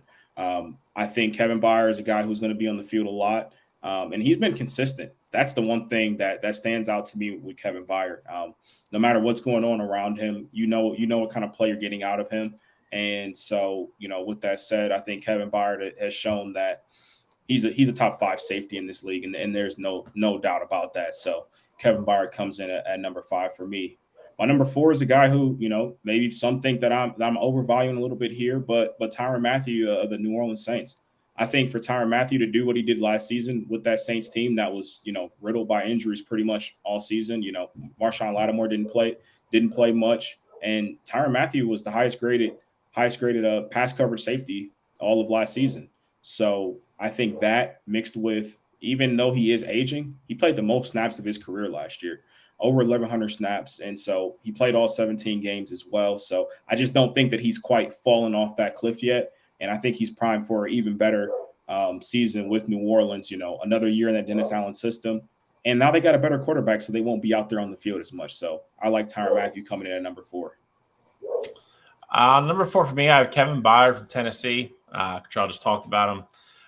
Not the most ideal situation on that Tennessee defense, but again, he's going to shine. He's probably their best player. Another guy that's good against the pass. I think a little underrated against the run, if I'm being honest. I think a lot of people don't realize how much, how good of a run stuffer he can be when he plays down the box sometimes. But again, I just think off talent alone and what he does for that team to make that defense even look decent half the time, I think you have to give him his due. I have number 4 for me. I think he's a step behind the top 3 guys I have on my list. But I think he's still deserving to be here. So I have him number 4. I got Justin Simmons, number 4. Justin Simmons he's like literally the prototype of what a hard-hitting safety could be, right? He can also play over the top. He's a great over-the-top safety, and he's also a hard-hitting safety. He's best at high safety. He's great, very good coverage. He reminds me a lot of like a Harrison Smith, like a better version of him, obviously now, but during the middle of his career. I'll address the no love for GJ. He was almost on my list, Dylan. But I think he's going to end up playing nickel over there in Detroit, but I'll talk about that in a second. That's why I didn't put him on my list. It's very up. But Justin Simmons is number 4 for me. A little bit of an off year last year with that Denver team being so bad, but that defense was unbelievable. So I have Justin Simmons number 4. Kevin Byard's number 3. Kevin Byard could be number 2, could be number 1. You want to talk about a guy that's one of the best center field safeties that always got knocked for not being able to tackle. And then 3 years ago, he made it a whole point to be able to tackle. He had 108 tackles in 2019, 87 in 2022. 2021. 2022 he had 87. And then 2021, he had 87. 2022, he had 110 tackles. You got guys that a great tackler, a great center fielder, all pro safety, won AP All Pro, almost won Defensive Player of the Year 2 years ago. 9 interceptions the last 2 years. Guy's a stud. Kevin Byard's my number 3. Number 3, I have Justin Simmons. This is the first year I haven't had him number 1. Gene already mentioned. I struggled with injuries a little bit last year. Still had a bunch of interceptions. Is definitely better of a high over the top center, more like a center field, or just taking completely, one side of the field away. Very smart, very good tackler, hard hitter. He's got the most interceptions in the NHL or in the NFL the last 4 years, except for J.C. Jackson, I believe. But for safeties, he's number 1. I love the guy. I've been high on Justin Simmons for a long time.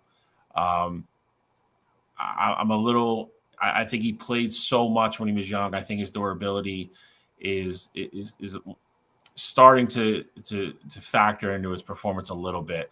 Last year was the first year that he really got hurt. But his skills and his his instincts and his aggressiveness hasn't changed.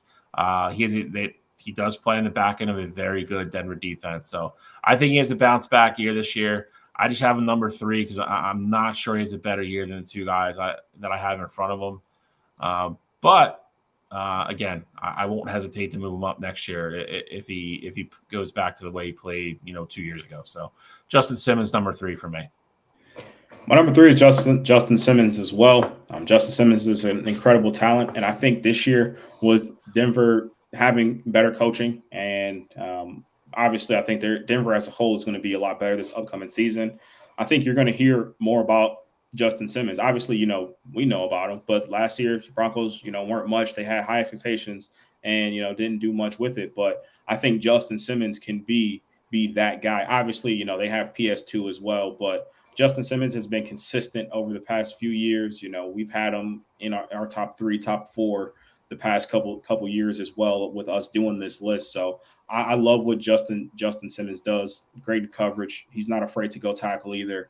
I actually, somewhat like that Harrison Smith comparison for him. I just think he's super talented, and he's not one of those guys where you're ever questioning his heart. So I love the way he plays the game. So Justin Simmons comes in at number 3 for me. Number 2 was Minkah Fitzpatrick of the Pittsburgh Steelers. Actually, I kind of went back and forth if I was going to put Minkah number 1 or not. I think Minkah is so important to that Pittsburgh Steelers team, and he's one of those guys that he has the ability to change a game. There's games where I feel like Minkah Fitzpatrick can go out there and quite literally win you a football game, whether it be him, forcing a fumble or him getting an interception when it's, super, super needed, and he'll go score it. I love what Minkah Fitzpatrick brings to that Pittsburgh Steelers team. I know they used the first round pick to bring him in, a couple seasons ago. And at the time, people were questioning like, is he really worth that first round pick? He's worth it so much more. Yeah. So I love me some Minkah Fitzpatrick. I hate that I got to see him twice a year, but Minkah Fitzpatrick, if it wasn't for TJ Watt being unworldly talented, Minkah Fitzpatrick would be the clear cut leader of this Pittsburgh Steelers team. Love it. Number 2, I have Minkah as well. I mentioned, when I was talking about Hufanga earlier about a guy who, there's probably one guy that's listed as, better instincts and yep. Can anticipate a play better. This is the guy. He's the closest thing, they've had, probably the league's had, honestly, the way he plays since Troy was there. It's been a seamless transition from Troy to him. Cottrell mentioned giving up the 1 for him. It was absolutely worth it. It's already been paid off and then some. The guy constantly is in the right place at the biggest moment of the game and makes a play, to benefit the Steelers over and over and over. It's, I'm glad the Eagles don't play. Like Cottrell just said, he's got to see him twice a year.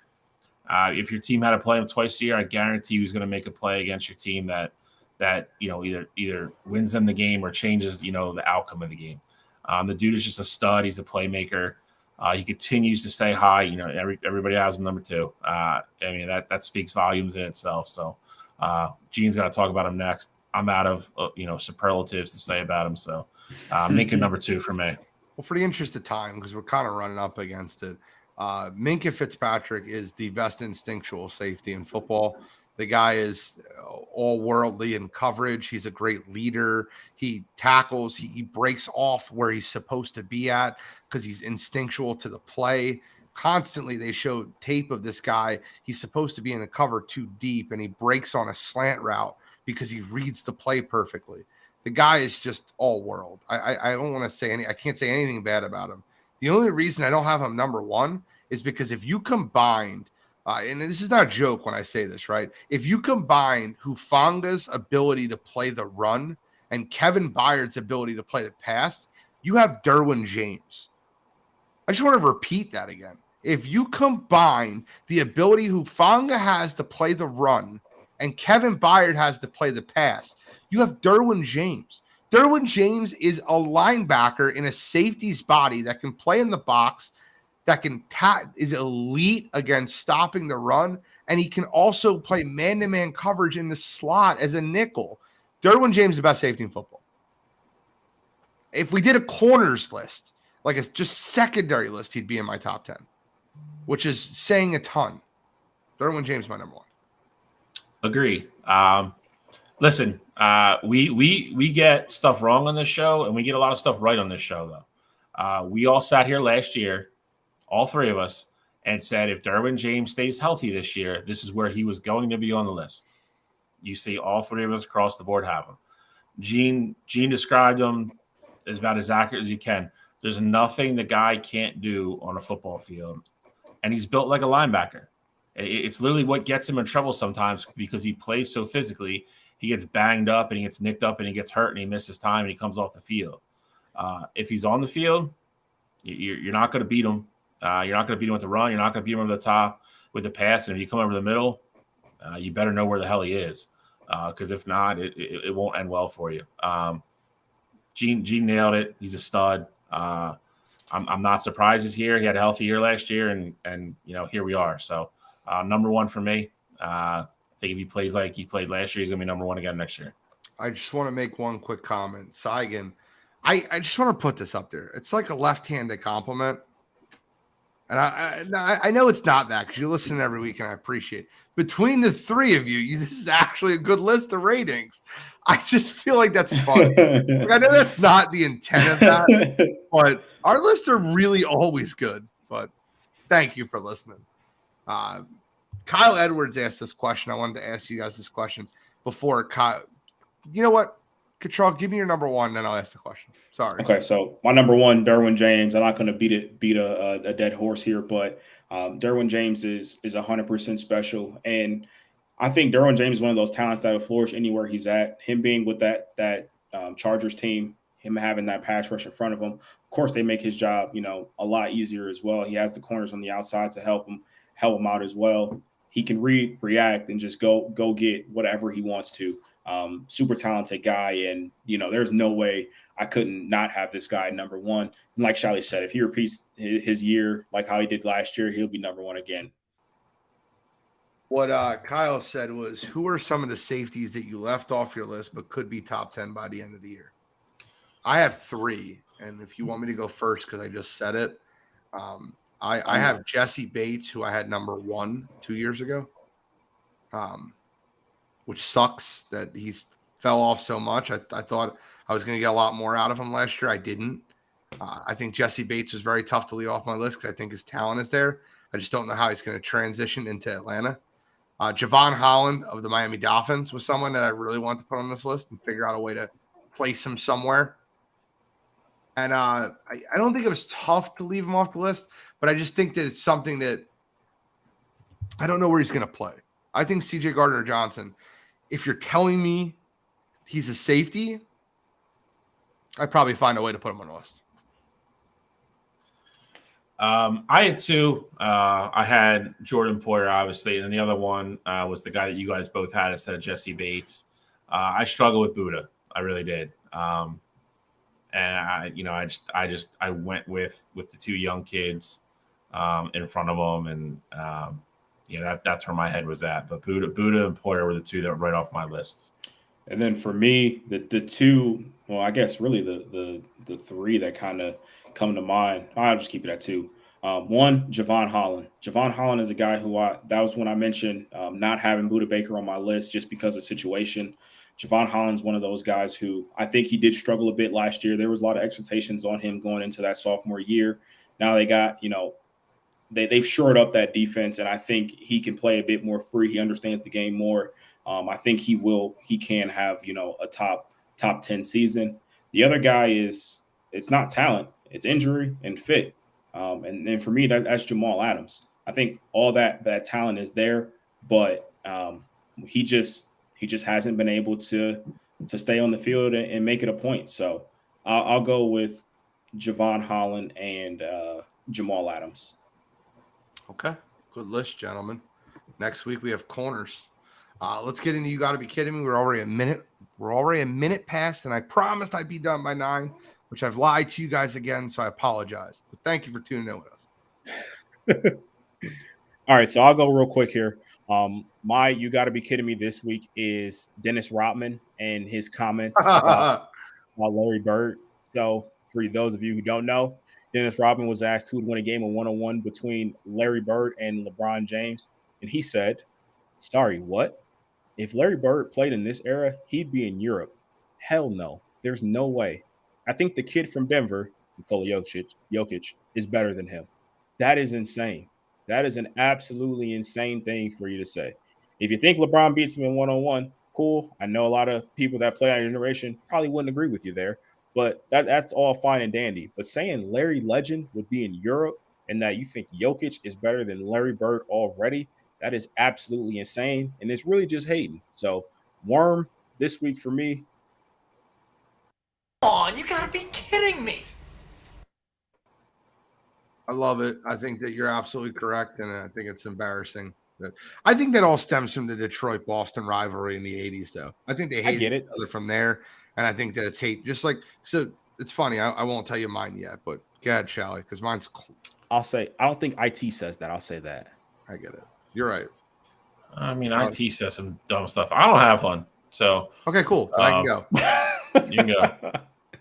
So mine was close, right? There's one in the NFL I really want to use, but I want to wait till the deal. I want to wait till it all comes out. A bunch of Indianapolis Colts are about to get suspended for gambling on the NFL. So that's going to happen. There's like 6 or 7 of them that are going to get suspended for the whole year on gambling on football. But the one I wanted to use is Scottie Pippen. I let it go, Scottie. That's all I can say. I don't know if you guys have seen this, but Scottie Pippen is out there again on his tour about Michael Jordan wasn't good until I got there, and Michael got all the credit, and when the Bulls lost, it fell on everybody else's shoulders. Like it's like a girlfriend that left you, and you just can't get over it. And like I just don't get it, man. You have 6 championship rings. You're listed as a top 75 player of all time. You're looked at as one of the most elite defenders ever. Like, what shine did Michael take away from you? I just don't get it. Do you think you were better than what you were? Because you weren't. You went to the Trailblazers and you showed that to everyone. He's got to shut up, man. And it's like, I wish that they can get in a room and just have a conversation and become friends, but I don't really care about their relationship. I really don't care about their relationship. What I do care about is every once a year, I have to hear Scottie Pippen on First Take or Undisputed or whatever show he wants to come on this year to talk about how Michael Jordan was selfish and that him and the rest of the Bulls were the reason Michael Jordan won all these championships.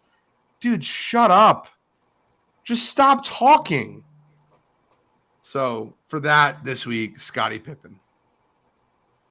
Come on, you gotta be kidding me. It's like the jaded ex-girlfriend. It's like exactly what it is. I don't get it. You won 6. Dude, he's $1 million. It's like you married the millionaire. You got half the alimony. You're good. Like, you did fine. You made out well in the divorce settlement. Like, shut up. Especially now. Like, you said it a while ago. You said it once. You said your piece and things like that. But you're going back to the well. I almost think he says it at this point just so that people aren't talking about how his ex-wife is dating Michael Jordan's son. So I think he just says that to stay on top of that. By the way, we can't see the comments from Sports Empire on the chat overlay. That's a restream thing. We'll get that fixed. But Kyle said that, Shally, you missed an opportunity here. You got to be kidding me. Was the 76ers trying to re-sign James Harden? That'll be my stroke-inducing rant next week once it becomes official. Don't worry, it's coming. Kyle Edwards was here for it. You had a lot of comments in the chat this week about Shally seems heated up about this after the Harden signing. That really set the tone for the show. You know, we got into our list, and he's like, "Oh no!" Suck it out on Ali Rashman. Fine. All right, well, gentlemen, fun show as usual. We'll be back next week with corners. Got a lot more to get into. We'll talk about some free agent signings and maybe a trade LeBron James. We never know. Hey, all the listeners for the guys that don't follow the Sixers, just get your proposals ready for me to become a fan of your team next week. Send in your best offers. Any final comments, Cottrell? Nothing for me this week. Oh, we got Bryce West. That was almost my second one. You got to be kidding me. But Ohio State landed, 4-star recruit Bryce West away from Michigan. Always a good time. And I got to bring that up whenever we can steal a recruit. Shalley's already. Bro, dude, Here he goes again. Here he goes. He was never committed to Michigan. He was a crystal ball for you guys forever. He was, you almost lost him to us. Correct. You just be honest about it. Be honest about it. Correct. Congrats on your signing. I'll give you your due. But don't try to twist the narrative like you stole him from Michigan. At the end of the day, the best players in Ohio stay in Ohio.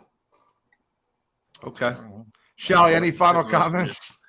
No, I'm gonna rage on somebody soon now. I love it. It's gonna be fun.